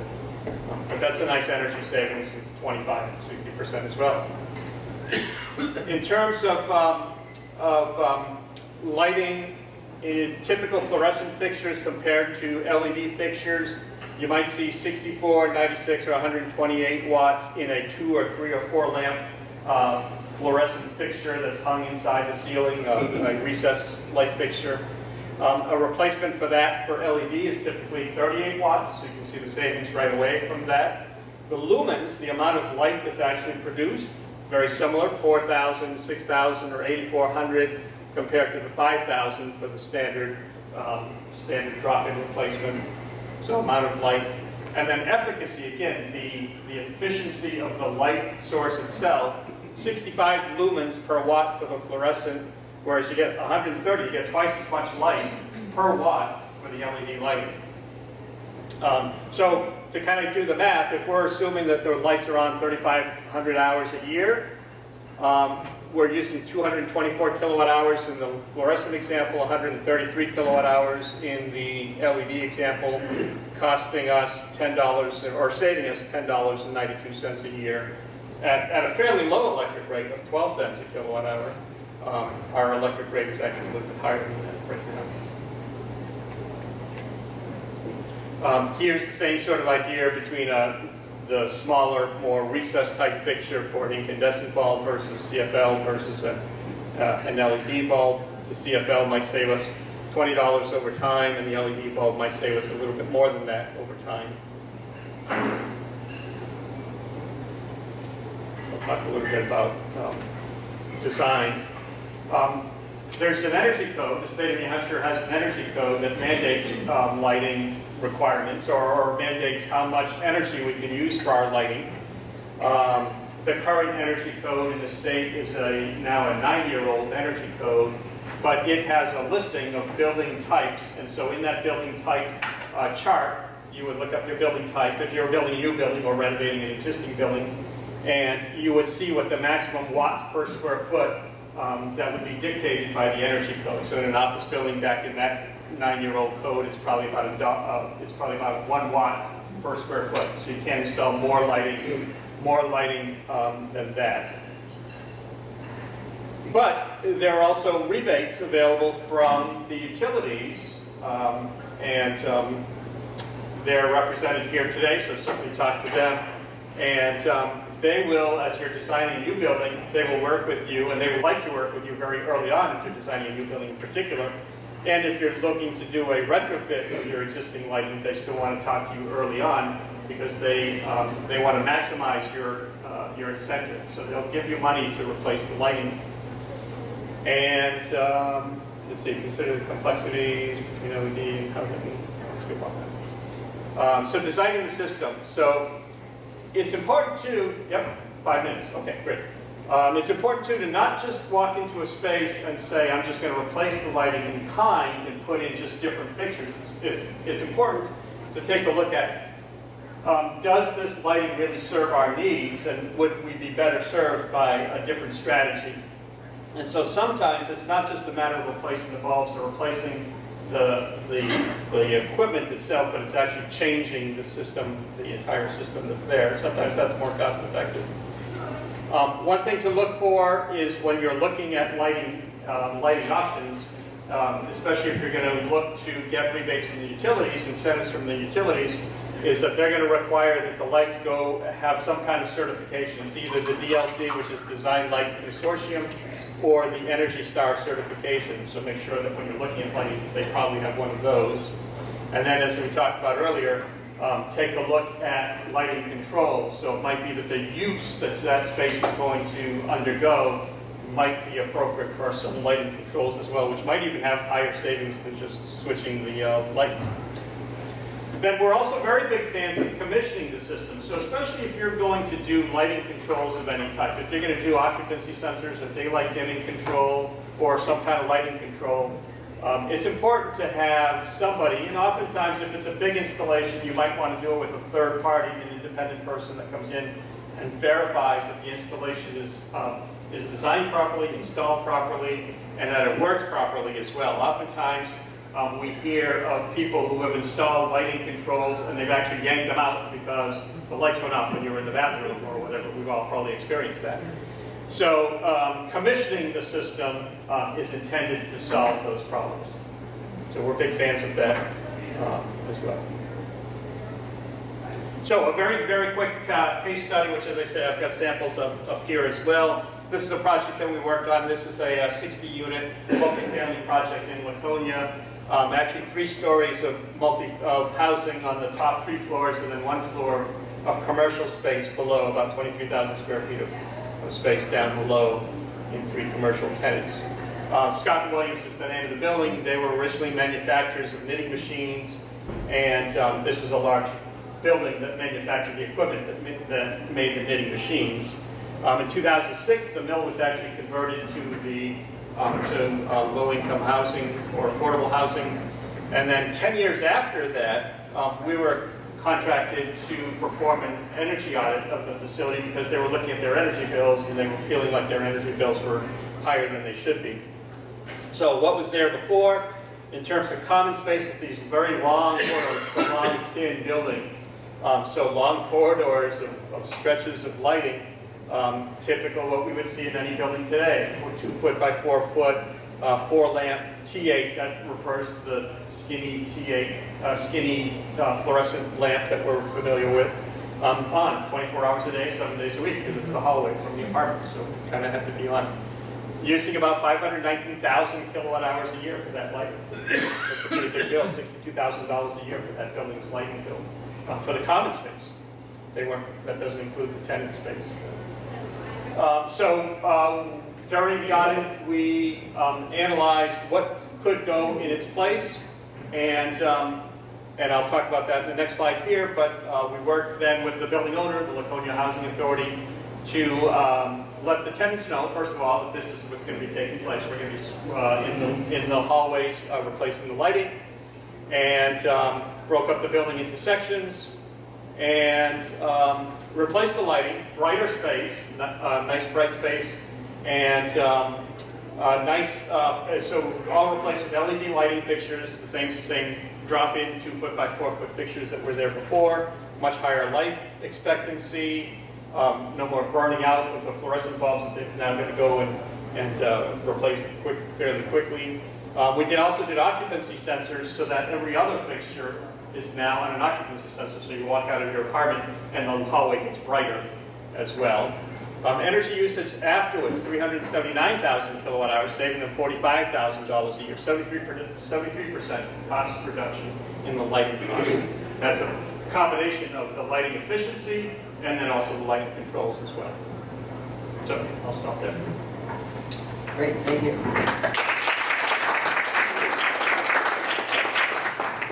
So Paul, what's the entry into this? You own a school or multifamily housing or an office building, and you suspect that you might save money on your lighting. What's the door? Do you first call the utility to come and analyze it? Yeah. Do you call a lighting designer or lighting? Excellent question. That's the right question to ask. And Paul, just before you go, I want to also introduce Ravi with Rab Lighting, who's one of our sponsors, and he's a distributor here, and he can tell you a little bit about himself, but him and Heather and Paul can answer questions about battery power. And Bob, are you coming up too to answer any potential questions? Sure. Or do you want me to field them all? I'm happy to. Yeah, so I was going to say, the answer to your question is to call Bob or to call your utility representative. That's probably the best first call to make, and they'll guide you. And then I'll call Mike and Connor at Franklin Energy, who are facilitating our energy efficiency electric savings programs. And then they'll call Ravi at Rab, who will do lighting design if that applies. And it takes a community to improve your lighting system, basically. So we all work together, tag team. You can get some quotes for different products. You can go and visit other businesses that have, upgrades that you're considering. A lot of different ways to do it. So Zach had asked me to be a part of this discussion to give you my perspective from the manufacturer side. So Rab Lighting, we are a manufacturer of LED light fixtures. And I bring up Paul's last slide here after the lighting upgrade. So why is lighting design important? And it's these three reasons right here. So one is lighting design is definitely going to help you maximize the energy efficiency of your lighting system within the space, but it's also going to factor in two other things. It's going to help improve your work environment. So the light quality is going to get better. Potentially safety is going to get improved within your space. Your employees are going to feel better. So now you've improved your employees' satisfaction within that space and potentially improve production, improve their health. So there's all these benefits from lighting that go well beyond just energy efficiency. And the value of bringing in a lighting designer, someone who can sort of speak with you and listen to what your needs are within that space and address all those needs, can be done when you speak to a Liberty Utilities and they help connect the dots to who those right players might be. Where do you begin that conversation was your question. Start with your local utility and they can help bridge those gaps and get you to the right players. So as an example, what we do at Rab, and Bob mentioned it, is part of our mission statement is to make it easy. So we will do site visits for any business, does not matter what size it is. We will walk that site. We will speak with you and figure out, hey, there's 6 fixtures in this space. Do we need 6 fixtures in this space? Maybe we could get away with 4. Maybe we could get away with 3. We don't need to always do one-for-one retrofits. Once again, getting back to how do we maximize the energy use within our space. But on top of that, what are your employees doing within that space? Where are they moving? What are the color temperatures, the Kelvin that you might like within that space? All these things that we can address and then provide you with a lighting design to once again maximize all the value that lighting brings within a facility. And it goes way, way beyond energy. I could go on and on. Bob's heard me. I could go on and on for hours about how energy is just the tip of the iceberg of lighting. It has so much more value beyond just saving some bucks. And $45,000 is substantial for sure. But production and our health and the way we feel within that space has so much more value than that. Another related thing that I think you just glossed over quickly, but yes, is the length of the life of the bulb, so therefore replacement cost. That's a great point, Bob. We didn't even mention that LEDs last significantly longer than what's existing in most facilities today. So yes, there's energy savings, but there's also maintenance savings that we haven't addressed as well. So now you're not paying your facilities crew to get in a ladder and change light bulbs. Have them fix the important things that are failing within your business, that are affecting production, that are affecting your bottom line, and let lighting sort of do its own thing. Yeah, great point, Bob. Any other questions? I don't know, Heather, you can answer this. If a number of people in the area here in the school is putting in solar on the roof, and the city's going to bid for solar on the roof, I've heard that a lot of solar installations have batteries, have a battery storage component. But what are the circumstances under which you should be thinking about battery storage with your solar? Are there solar providers in the room? Yeah, so I think it depends. I can tell you from our perspective, you want to talk to your solar installer to determine whether or not a battery is appropriate. For a customer who's a residential customer, their solar is running all day and they're probably not home at work. and then they're coming home and needing that power. So it may be different for a school system where you're at the school all day when the solar is actually producing power and you're utilizing that power. But during the day at home, it may just be going back into the grid, which is still a benefit because your meter's spinning backwards. But then when you're home, now you're taking from the grid because the sun is gone. So it's going to depend on what kind of installation you're using it for. But again, for the purposes of the home batteries, we're seeing this as an opportunity for customers to utilize that power when the solar is not, or obviously if you have solar in your house, the solar is not producing, or even just to charge the battery, because customers without solar can take these batteries as well.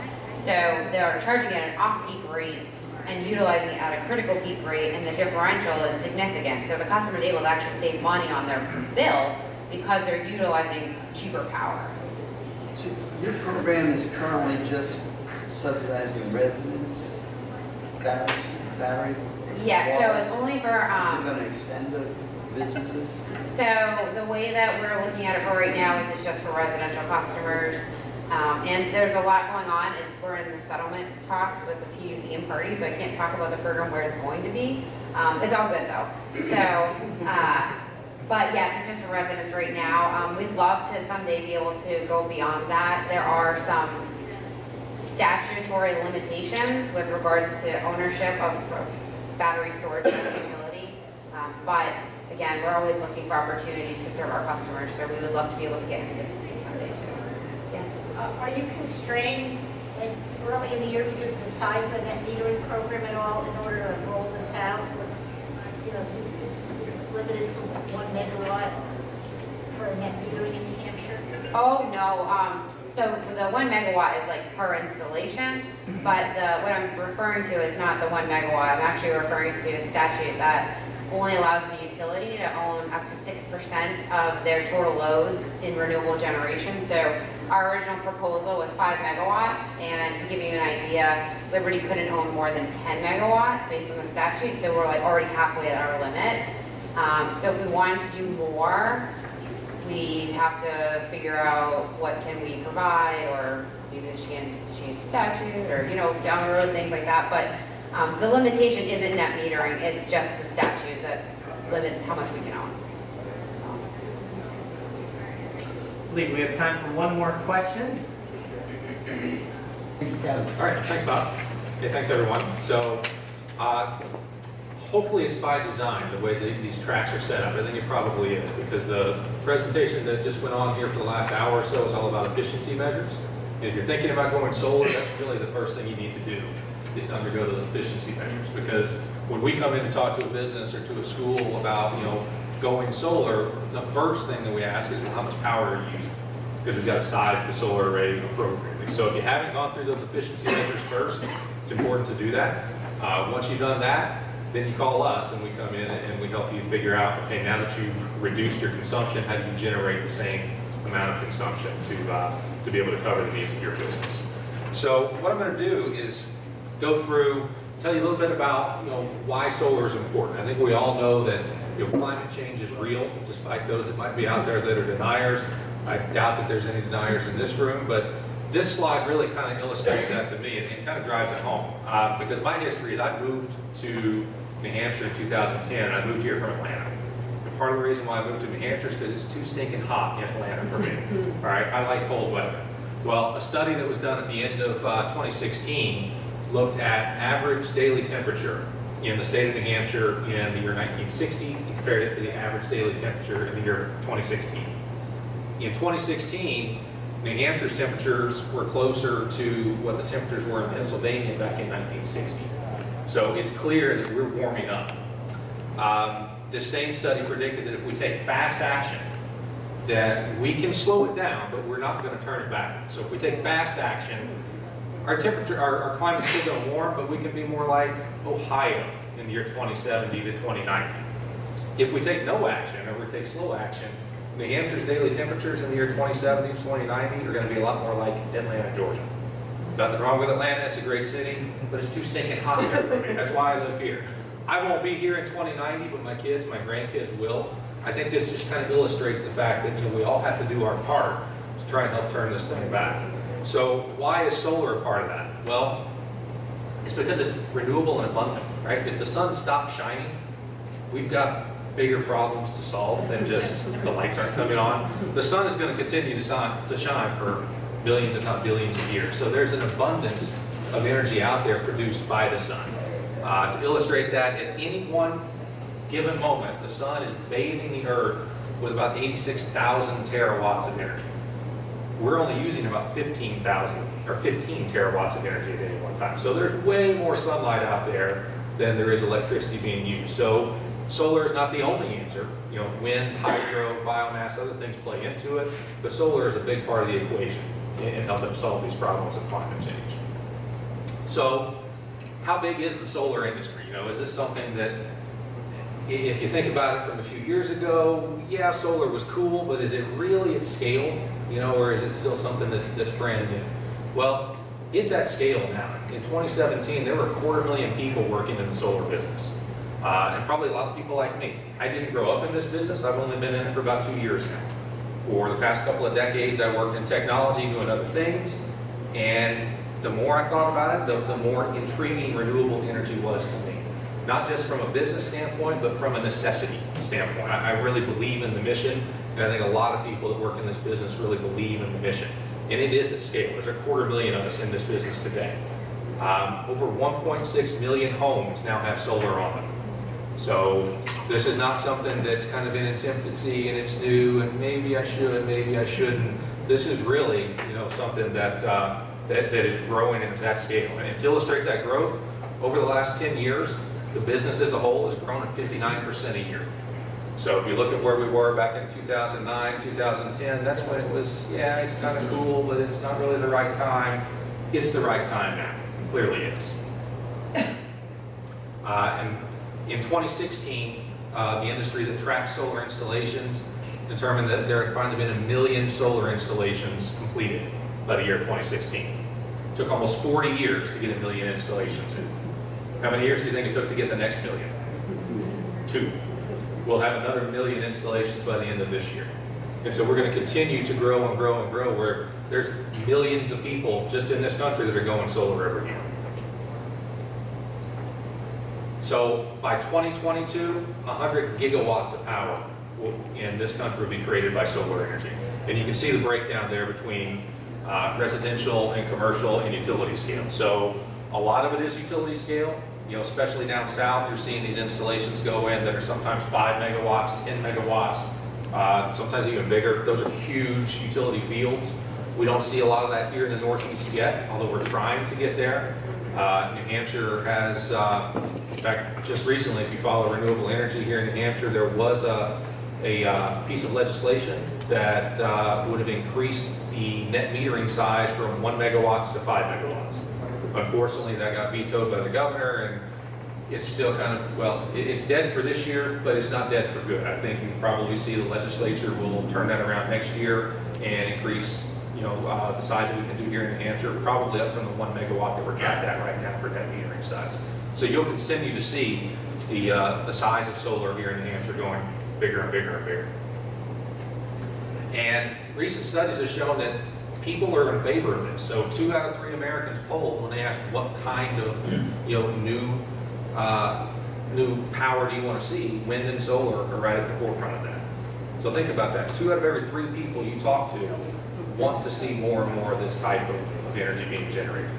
So if you're a business owner, that's 2 out of 3 of your customers want to see more businesses that are using this type of generation. So it's great for the environment. It's great from an economic standpoint, but if you're a business owner, this is also great from a marketing standpoint. People want to do business with companies that have a heart, that show that they're invested in more than just the bottom line. So you can think about, you know, going solar can also help you from reaching out and gaining new customers by showing your dedication to the environment. A lot of what's driving the growth of solar is also falling prices. So if you look at what it costs to do a solar installation back in 2007, 2008, you know, almost $8 a watt to put solar in. Today, you're down below $3 a watt. And one of the questions that always comes up here in the last few months is, well, what about tariffs? You know, now that there are tariffs instituted, did I miss the boat? Well, you did. Frankly, we don't like the tariffs. We'd like to see them go away. But even with the tariffs there, our costs this year are holding steady with where they were last year. So you haven't missed the boat at all. Solar is still very affordable and very achievable, regardless of how you want to finance it. I'll go into the finance here in a little bit and talk about the various ways that you can do that. So, you know, when you put in a solar array, if you're a business owner, you're probably doing it for selfish purposes. I want to power my business with solar. I want to offset my costs by going solar. But it really helps out everybody. I think it was Heather from Liberty, who was just here before me, was talking about the greening of the grid and how the grid is different today than it was when it was created. When the grid was created decades ago, it was a one-way system. It had a big power plant at one end, it was sending power down the line, and we all, you know, drew from it. Now, with renewable energy, we're distributing that power across the grid. So those million solar systems that are out there in the U.S., they're all contributing to the grid. So instead of just having a few main big generators, now we've got millions of smaller generators. That benefits everybody when you go solar. And like I said before, it's a very clean source of electricity, right? It's clean, it's renewable, it's not fossil fuel. So the amount of solar we've got out there right now, it's equivalent to 17 coal-fired power plants. So the equivalent of taking those power plants offline by putting all those solar panels up. And there are lots and lots of corporations that are doing this. We heard this from the keynote earlier this morning. Names like Apple, Google, Amazon, Walmart. If you look, big business is going solar. And maybe you don't want to be Amazon, but they kind of know what they're doing when it comes to running an efficient business, right? So you don't have to follow their business model completely, but if guys like that are really getting into this, and you got to think, well, maybe is it right for me and my small business? And really, we believe that it is. So it's not just big business that's going solar. More than 4,000 individual companies across 7,500 installations have already done it. So if you're thinking about it, the time is probably right. And if you're thinking about it, I'm sure everyone's seen Jerry Maguire, right? If you run a business, it comes down to show me the money, right? I believe in it. I think it's great. I know the climate's getting warmer, but I don't have $10 million to spend on solar installation. So it's got to be real. It's got to be affordable. And you don't need $10 million. So a couple of different options that we use for businesses that want to go solar. And the first option, if you're a business, it's typically going to be a cash purchase or finance sale. So if you're going to do that, some businesses just write a check and pay cash outright. If you have a checkbook, see me at the back of the room here, since we'll certainly take the check. But a lot of businesses finance something like this. And when you're thinking about financing a project like this, you have to look at the return on the investment, right? If I'm taking on more debt, what am I getting back for it? Well, when you finance something like this, typically, you're going to get more value from the energy that's produced than it's going to cost to service that loan. So for instance, if I'm going to have a $1,000 a month loan payment to pay off this solar installation, it's probably going to generate somewhere in the neighborhood of $1,100, $1,200, maybe $1,300 a month worth of value.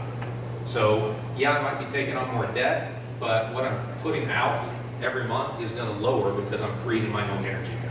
I'm getting return on an investment right away. It takes about 6 to 8 years typically to pay for itself if you put a solar installation in, regardless of the size of it. Now, they're warranted for 25 years, and they're likely going to produce another 5, 10, 15 years after that. So think about something that's paid itself off after year 8, and then everything it produces for the next couple of decades is just free and clear. That's just more money that you're not paying to the utility. A big part of what drives these types of investments are the tax credits. So if you're a business owner, Uncle Sam has got his hand out every time you turn around. Taxes are something that we all have to deal with, but when it comes to renewable energy, the government is actually putting its money where its mouth is. So you get a 30% tax credit off the top of your investment in a solar installation. That's not a tax deduction, that's a tax credit. So you can very quickly eliminate your tax bill for the year if you do a solar installation like this. And you have 20 years to use that tax credit. So maybe you can't use it all this year, but you can claw back the taxes that you paid last year. You can use it against the taxes you would pay this year. And if you still have some of that value remaining, you can use that for the next 20 years. So we have many business owners that look at this as really a tax mitigation strategy. This is a great way to offset the tax liability that I've got. And it has the dual benefit of being good for my bottom line from an energy standpoint and from a climate standpoint. So you've got that 30% federal tax credit, but my slide says you can offset about 50% of the cost. So where's the other 20% come from? Well, as a business, you have accelerated depreciation that you can apply to an investment like this as well. And the new tax laws that were just passed last year let you take 100% of that accelerated depreciation in year one. So by doing that, you can offset, depends on your tax bracket, but you can offset another 20 to 25% of the total cost of the investment. So about half of the initial investment you can claw back in tax credits and depreciation. Now, I'm not a tax advisor, I don't claim to be, I can tell you what the facts are, but certainly if you are thinking about doing this, you want to consult with your tax advisor on exactly how that would apply to you. Anyone here from Vermont, or are we all in New Hampshire? Okay, so we do have some Vermonters. So different programs in different states. There is no state tax credit in New Hampshire. There is a state tax credit in Vermont. So in addition to the 30% federal tax credit you get, if you're in Vermont, you also have a 7.2% state tax credit that you can take off of your Vermont income taxes. That's only good for 5 years. It's not good for 20 years like the federal program. Conversely, if you're in New Hampshire and not Vermont, there are sometimes state rebates. I say are sometimes because we just had a lottery. I think the drawing was actually this Monday. The applications had to be in last Monday. But depending on the size of the system, you can offset up to $50,000 in state rebate funds if and when they're available if you're in the state of New Hampshire. And I haven't seen yet if there's excess capacity to pass the lottery that happened earlier this week or not. So there was a lottery earlier this year. There was the one that we just had. Hopefully that's going to be something where it's going to be a program that continues, but it's not a constant. So, you know, if I'm going to buy the system, we can put together a full cash flow analysis and show you what that looks like from a cost-benefit perspective and how the taxes play into that. But it's not always right for everyone to buy it, and there could be lots of different reasons why. Maybe your building is just not a great site for solar. Maybe you've got capital, but you don't want to invest it in this, you want to invest it in something else that's going to grow your business. There's a lot of different maybes out there, and we don't want that maybe to prevent you from being able to go solar. So the other option that we have is called a power purchase agreement, or a PPA. So we see a lot of nonprofits that enter into these, but we're seeing more and more businesses enter into these power purchase agreements as well. And the way that this structure works is it costs you nothing, believe it or not, to go solar. It's as simple as signing your name, and you're signing up to purchase the power produced by a solar array that somebody else is going to own. So if you think back to the previous slide, I talked about tax credits and how this thing is going to pay for itself in 6 to 8 years. Well, there are investors out there that look at solar arrays as this is where I want to invest my money. So they will actually buy it, they'll own it. So they own all of the cost of building it, they own all the cost of maintaining it. You just sign up to buy the power that's produced from that solar array. And it can be on your business, on your building, or it could be off-site somewhere. It doesn't have to be at your location. There was a question in the keynote earlier this morning about, you know, how do smaller businesses participate in solar? Because if you're Apple or you're Amazon, they're pretty big. They got a lot of cash, they got a lot of big facilities. Maybe I'm just a small business. How do I do this? Well, we can build off-site solar arrays that you could sign up for a portion of that through this power purchase agreement. When you do that, you're going to save money off of your power. You're going to save about 10%. And it's typically a 20 to 25 year commitment. So maybe you're going to move in the next 5 years. That's the plans for your business. So do I really want to put something on the roof of this building knowing that I'm going to move? The answer might be no, but I want to go solar today. This is a great option because I can buy into a community solar array for businesses. So I can save money today, I can lock in at today's rates. And typically with these power purchase agreements, there's a clause in there which allows you to buy the system at fair market value in the future. So the way that the tax rules work, the original owner has to hold the system for 6 years, but then in year 7, they can sell it. So you could buy it 7 years down the road at fair market value, which would be appraised by an independent third party. So you can't determine that price today, but we do have a lot of businesses that kind of look at that as I don't have the capital today, but I do want to own this thing eventually, so I'll sign up for the PPA today, and then 7 years from now, I'll buy the array and own it myself. So businesses do that as well as nonprofits. You know, if you're a nonprofit, you can't benefit from that 30% tax credit. So an investor can. And municipal. Yeah. So nonprofits, municipals, schools, and we do a lot of work in that arena. We've done work with several area towns. We've done, it's close to 24 schools now, I think, and almost all of those have been PPAs. Most of the businesses that we've done have not been PPAs, but we are starting to see more of that come into play now. And a lot of those big businesses that we mentioned are in the PPA model as well. So I know that Ford Motor Company has done a very large PPA. I know Amazon has bought some solar, but they've done some PPAs as well. So there's nothing wrong with doing it this way. In fact, it's the easiest way to do it. Just tell you a little bit about who we are. So Norwich Solar Technologies is a local company. We're based, our main offices are right across the river in White River Junction. We also have a facility just a stone's throw behind us here up by the Lebanon Airport. We're about 30 people that work at our company right now, and we're local guys founded by PhDs from Dartmouth. So Joel Stettenheim, Troy McBride, our two primary founders. They started the company back in 2011, and when they started the company, it was really kind of on the research side. So it was partially funded by grants from the Department of Energy. Joel and Troy are both PhDs. They're very, very smart guys. And they're working in the R&D side of things, but then kind of transition. We still do work in R&D, but we have a separate component of our company that also does work on the commercial side of things. So some of the projects that we've done, places that you probably know about, Dartmouth Hitchcock, we've done a large project for them. Granite Air Center, which again, just a stone's throw behind us here. We just completed a project for them early this year. Upper Valley Aquatic Center in Newback, that's one that's off-site. So they've got an off-site array in Hartford that's maybe 3 or 4 miles from where they are. It's in a large field, and the power is net metered, so they're sharing that power on the grid.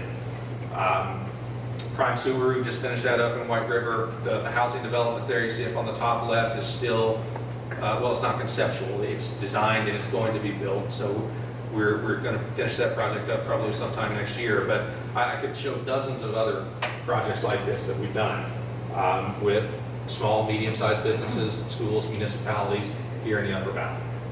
And if you're interested for your business or your organization, we would love to talk to you. So let me open it up for questions now. Yes, ma'am. Hello. I'm asking for a small town Cornish.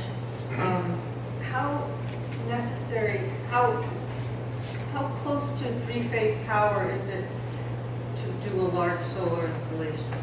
Is it necessary to be near three-phase power? It depends on the utility, and it depends on the size of the solar array. So Cornish is Eversource territory, is that right? We have Eversource, Liberty, and New Hampshire Electric Co-op. Oh, okay, all three right there in one town, okay. It depends is the answer, and I don't know what likes the answer, it depends, but it really does depend. So typically, if it's a single phase power line, in New Hampshire, I think you can safely say a 50 kilowatt system could connect to single phase. If you're gonna go larger than that, you probably need 3-phase, but not necessarily. You may be able to do larger, like I know in Vermont, in Green Mountain Power territory, we've done several 150 kilowatt installations on a single phase line. Really? Mm-hmm. So it may not be the same in New Hampshire. It's going to depend on the utility. And the way that any of these projects start is with an interconnection study from the utility. So when we're going to build a facility like this, we contact the utility, we tell them where it's going to be, the proposed size of it, and then they look at their grid infrastructure and figure out, can they take this much capacity on it. Yes. Sorry, another question. What's the best way to go about looking for good solar sites? I mean, can the town do it itself? Should we invite an expert? Should we invite you? That kind of thing. All of the above, I would say. Probably the first place to look is, are you on the Energy Committee in Cornish? Yes. Okay. So a lot of times we get contacted by energy committees from various towns, and they kind of have an idea of where they want to put it. Not always. Sometimes it's a blank slate and it's can you come in and tell us where you would put this? But a lot of times you're gonna know, hey, that we have this town property here, or we have a private individual in town maybe that has land that wants to use it for that. So if you have some preliminary sites that we can take a look at, we can help guide you then and say this site would be better than that site, or whatever the reasons are. But we do quite a bit of that, so I'd be happy to help. In fact, I live in Grambling, so I'm just around the corner from you, so. Thank you. Yeah. And Kevin, now might be a good time to invite our other panelists to come up and join you. We have Ian Paul from Solaire, and Kimberly Quirk from Energy Emporium. If you guys want to go up front and join Kevin to answer some of these questions, get some different perspectives out there. Yeah, great. John, you had a question? Well, let everybody could feel, because I'm going to pick on Dina Alonso, who is the Housing Authority Director, and just up the street here, she has about an acre of south-facing roofs, just lined up.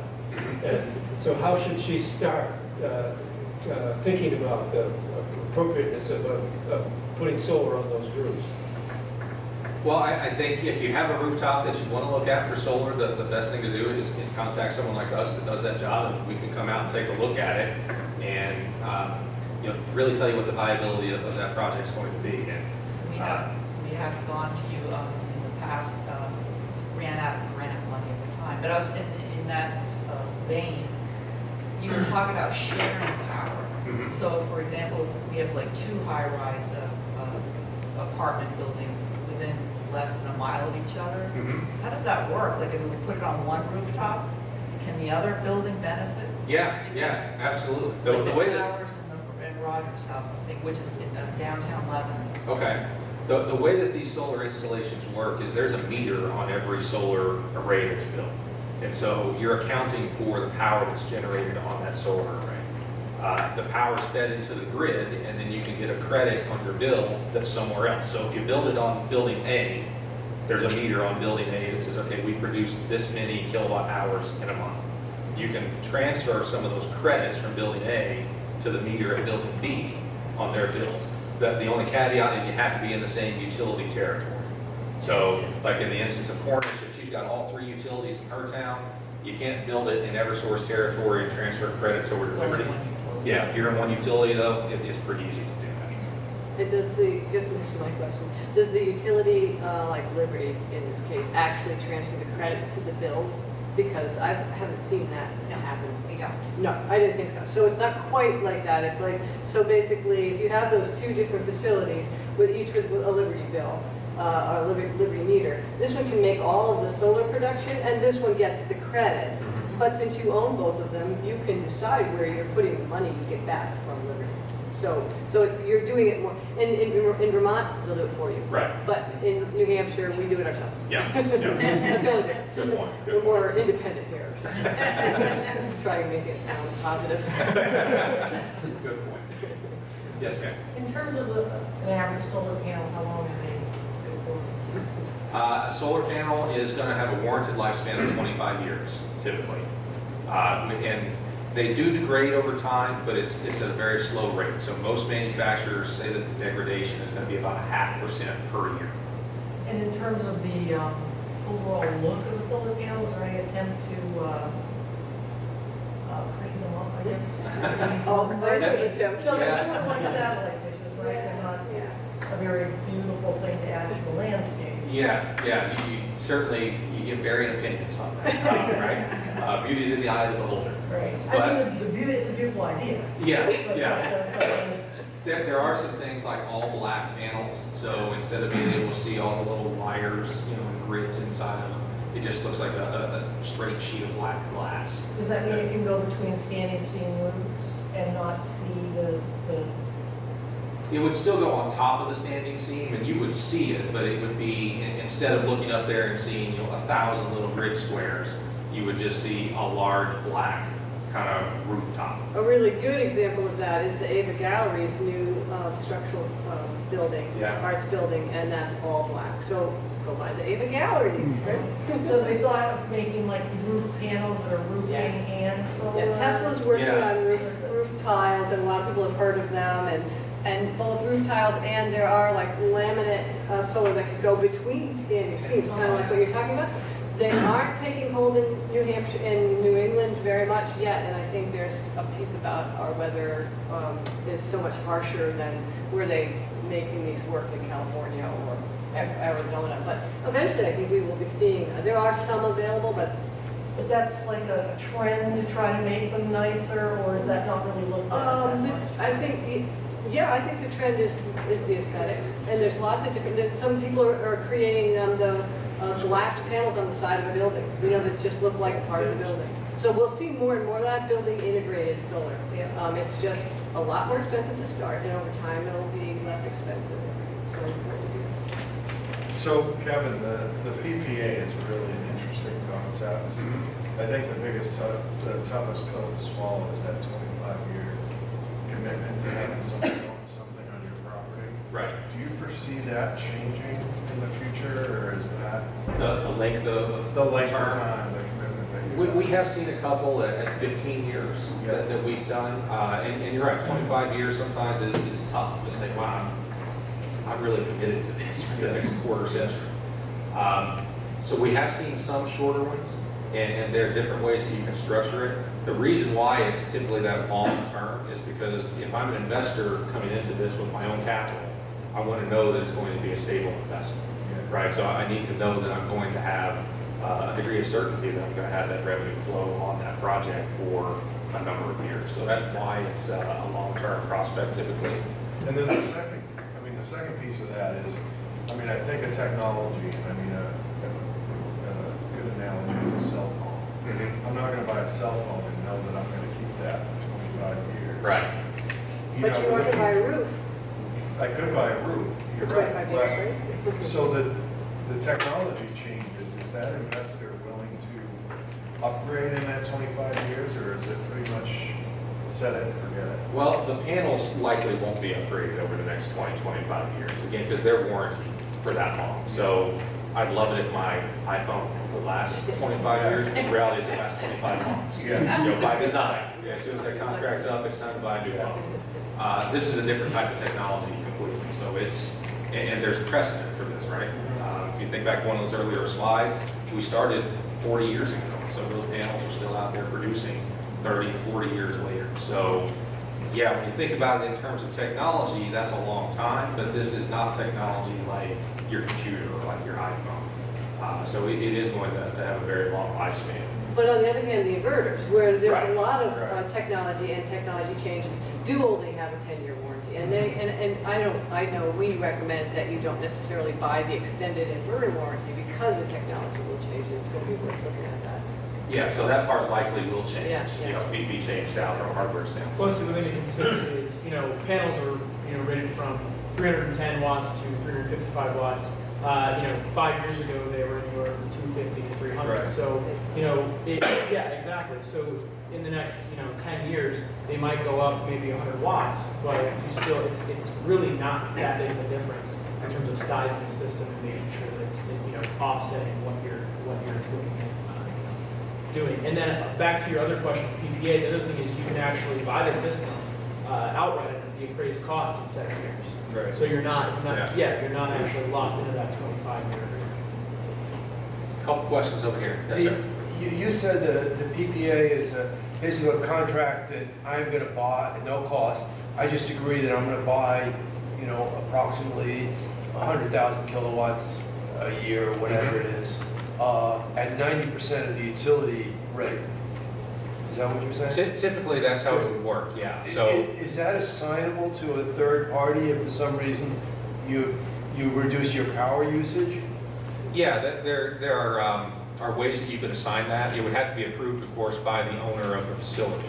But yeah, if you're, and that's why I said before I even started, you got to reduce first because we want to right size it. But there may be something that comes along in 5 years from now where your consumption is just not what it was. I mean, it just seems to me like, anybody's happy to buy power at 90% of the existing rate. And, I can buy it for, a year and then I turn around and say, for some reason I go out of business, I can sell it. Somebody else would be interested in buying it. Right. Yeah, there are ways to shift that around if you have to. Yeah. Yes, ma'am. Just to follow up on this question, I didn't totally understand.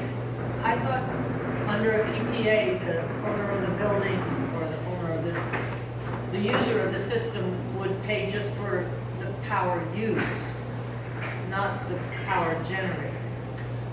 There are different ways to structure it, and it really kind of depends on the system. So if it's a building and we're building a rooftop solar array specifically for that building, then it's probably going to be that you're going to pay for the power generated right there on site. Oh. If it's maybe a ground mount that's off-site, there could be a dozen different customers that are a part of that different system. So you'd be signing up for 1/8 of what's produced by that array. So you'd be buying a set amount of power generated that would be sized according to what your consumption is. Is that power, you retain credits over the year? You produce more in the summer and less in the winter? Does it? Yeah, those credits have a 12-month rolling life. So, in the month of July and August, it's likely that you produce a lot more than you actually need, but you won't produce as much as you need in December and January. So those credits roll over from month to month. And if you don't use them all within the course of 12 months, then they do expire. But they can be assigned to a residential person or a commercial person, or broken up into little pieces, whatever? Not very easily, and not in New Hampshire. So Vermont, they do, that's nice, but in Vermont, not in New Hampshire. But we don't allow that, so I guess I shouldn't say they don't allow. Okay. I'm glad we have someone for Liberty here. Liberty, I know. I straddle the river, and sometimes it's easy to conflate one with the other. Yeah. And then that's the old rules too, the rules have changed on the credits. Could you give us today's rules on the credits? We'd all like to know. And if us installers don't know, that's a problem. Yeah, well, I mean, I don't run the program anymore, but the old credits were, you got a rolling bank, and now we pay dollars. It gets pay converted to dollars. It gets converted at dollars at the end of your meter reading cycle. Okay. It's over 600 kilowatts. Yes. But is No, there? no, like every month. Every month. Every month. That's the per old year. rules, is if Correct. it's over 600, you can get. And then at the end of 12, so let's say you've gained a lot of credits and they're all dollars through the summer, and you didn't use them all up by March, which is really the end of the year, and that's when you would use them up, make them all extra. If you've got $100 left in credits, what's Liberty's policy on that? That I would have to ask So David, ask because David. I'm not, like I said, I'm not in there, but. Nobody has that answer. But because I don't work in the solar program anymore, but, yeah, so you would have a standing credit, and if you were to move, you would get that credit. Yeah, if they give you the money. They give you the money, they're not, we don't keep money. And then the other thing that's quite a bit different in New Hampshire, if you are in a group net metering situation, so you do have, say, 2 buildings and 2 meters, and this one's creating all the solar, then at the end, and you've signed up for the group net metering, then instead of just getting dollar credits on your bill, Liberty's actually giving you a check each month for the extra. And it would be much harder for them to take it back later. No, So there's we a do, true up. at There's the a true true up up. at the There's a end true of up. March, we do a true up. And if you So owe money, if you did not use what you said you were gonna use as a true up. And that's- And that's under the old rules. And that's a taxable income. Yes, correct, that is Which a is- tax, we do send tax forms for that. Which, I mean, in that case, just in terms of sizing the system, that's where we usually try and size it at the site to Right. eliminate group net metering. It's different in Vermont, from what I understand. but- Vermont and New Hampshire are much different rules. Which is why community solar farms are much tougher in New Hampshire. Correct. Right. So, hard to hear all the little details. Are you saying that the current system, that if you oversized your system slightly, you would get a cash rebate? You get, it's a cash value on your electric bill that will sit there and it can basically pay your customer charge and whatever else you incur, and it just can grow, and then in the winter, you won't be paying because now it's gonna go down. Right, But you don't get, a bankable KWH anymore. A bankable KWH was, it didn't matter what the cost of energy was at that time. It was just, that is what you got. So if the cost of energy in the summer was, say, 10 cents, and now you're using it in the winter and it's 20 cents, it didn't matter. Now we give you the 10-cent credit, and if it's 20 cents in the winter, you have to pay the 10 cents. But if you produced the equivalent amount of dollar value, you're saying it's works on a dollar value month by month. So typically in the summer, you would have a credit on your electric bill. But the bottom line is, come March, the end of March, you have a $100 credit or a $1,000 credit. Do you get that cash back, or does it disappear? No, it never disappears. You just carry it forward. So you just carry it forward from year to year to year, and... Until they make up a new rule. What? Because if it gets that big, there's going to be a problem. I don't see it getting that big, Yeah, only so- because the installers are really sizing it for your need.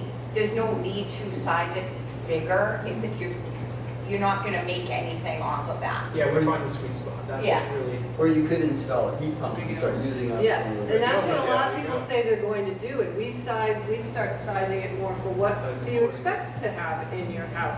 What electric vehicle might you be plugging in, or heat pumps? In which case, the first couple of years, make extra, that's okay. When you do install that heat pump, you'll be using it. You'll definitely be using it. Am I right that the tax credits are going to start going down, so there might be some incentive for people to get into this? Yeah, so that 30% federal tax credit is due to step down at the end of 2019. So in 2020, it drops from 30% to 26%, I think, and then it's 22% a couple of years after that, and eventually they get down to where it's only 10% credit. Just a quick question for you. Could you briefly explain, please, again, why it's hard to do a solar farm in New Hampshire specifically? Well, essentially, it's because all those credits are going back to the grid, and there's, they have to credit that meter. So you can't, it's not going to go just bounce to the other meter. And we're actually working on a project right now where you can actually do distributed energy for low to moderate income houses. It's kind of in the mix right now, but essentially, you're only going to get checked for that, and it's taxable income. And then the other companies basically have to say, oh, okay, then how much was it? This is what we'll pay you, and they'll cut you checks, if I'm not mistaken. Yes, I'll the clarify on that. host of the site Correct. gets the money. Gets the money. And then the host is going to get taxed on that money, and the host is responsible to give out the checks. Exactly. To their Give the checks, members. exactly. So It's it's not, just the administratively, members' it's hard to bills do. do not reflect that they have anything Exactly. to do with They'll it. still be getting billed with this. So it's Thank you. relatively easy if the community is of all the same owner. Like if you Yes. have many different meters but one owner, then there's none of this legal agreements between 5 different people or entities to figure out that we've done it all right. Thanks. I was just gonna say, so solar farms are doable, they are just not as convenient. Yeah, no, I think it's more legal work, a little more complicated, business work, so yeah. So back to Richard's example, you have a building with multiple tenants and a big roof, and the building owner puts in a big system and PPA. How is that shared with the tenants who have their own? Only by what the landlord wants to do. How many meters there are, that's also the case. Well, yeah, I mean, actually, he has to use those meters, he has to list all those meters. Right. Yeah. In order to put that big array on the roof. But there's no legal agreement that he has to share that power or the money that comes back from it. So the owner is responsible for that bill, and then the tenants can come and go, and he can have side agreements with the tenants to pay him for. Yeah, that's right. So the credits are going to go to the owner or the group host in that situation. Then it's up to them to figure out the administration on the back end. How to Or disperse that. to just make an agreement with all their tenants that they are getting a lower rate and they still pay their electric bill, and he gets money from the solar array, and he doesn't share it. But he shares it in having lower rates for his tenants. That's a possibility as well. So have you seen some good examples of that happening on the commercial side? and/or residential side of landlord-tenant agreements. I mean, I've heard of some of them, but I haven't been in touch to know how well they're working, and I think that's something I know as us as an organization would like to be able to make sure contractors even have a tool that says when you go into a landlord-tenant situation, you know, here's a free example green lease you can use that would change, that would accommodate this, so that you don't have to worry about that part. You worry about do you want to do solar or not. I don't think there's a template like that. Yeah, I don't think there's a clear precedent for how to do that. A lot of it is going to depend upon you know, that landlord-tenant agreement, how that's structured. So in other words, if the tenant just pays one bill, which covers his rent and all his utilities at the end of the month, it's probably easier in that case because the landlord is paying the utility themselves. If the tenants are paying their utility bills separately, then it's harder to structure that arrangement. That's not issue impossible, we're trying to- but more difficult. However, if it is a separate address, and you can correct me if I'm wrong here, you can actually build two separate arrays to offset both of those meters. Is that correct? Separate arrays tying into each meter. If it's like If you had 236 and yes. 237 or 236A. They'd have to be If you separate have two house systems and meters, separate they'd have meters. to be separate, yeah, exactly. Well, they would have to be separate houses, But even if it was a can you duplex. can you group net meter those two? Even though No, both you have can't be a solar? host and a member at the same What I time. thought, you can't be a host and a member. So in that Right. case, you're just making a solar array on this building and a solar array on this building. Correct. And You they can't can't group share. on this and a group on that. You have to have two But my groups. question is if it's two addresses but one resident. So 236, but 236A, there's 2 meters. I'm actually meeting with somebody tomorrow in Swansea about it. If it's 2 meters, 2 different addresses, it's 2 different systems. Correct. So you can actually build 2 systems. But they can't be grouped, they're just gonna be The solo grouping that you systems. have No, to be right, careful right. about, You because don't if wanna one of group them your uses a meter. whole lot of energy, Correct. and the other building doesn't use very much, but this one actually has a better solar array, Yep. you can't No, share. you can't group them, but you can size it accordingly to offset Yes. each of those meters. Right. That's like an Correct. individual building, yeah. Yes, sir. So if all the people involved, the landlord and tenants, if the meter is in the same name, it flows through a separate, you got one building that has 6 meters. The utility doesn't care who the powers goes to. It's one building, one name. Well, the utility needs, what Liberty needs, or Eversource, it needs is there's a host and a host meter, and that's where most of the solar's coming in. And then there's other meters, they can be in anybody else's name, but they have to sign or they have to agree that they are a member of this community. Whether or not they're receiving anything for their membership is between the landlord and the tenants or between whatever. But basically the true-up that Jill was talking about at the end of the year is they take the total amount of solar that was generated on that host and they add up all of the usage of all the member meters, and it has to be equal, and if it isn't, or you have to produce less than what they all used. And if you produced more, then you're gonna owe Liberty money. You're gonna owe Liberty some money. Yeah, because each month they gave you money. Right. So at the end of that year, if you made more than your members used. And isn't it required that you have to produce less? Well, to become a host. To become a host. On your application that you sent to Mike Sisto, you have to prove that you're gonna use more. So all than your you can meters produce. that you're listing, they're gonna look at the history and say, yes, you're gonna use more than you produce. And then they'll allow the group net metering, and then at the end of each year, they'll look at it and see that you met that criteria. So I think we're going to have to call it into the Q&A right now. I want to thank Ian and Kevin. And obviously, there's may still be some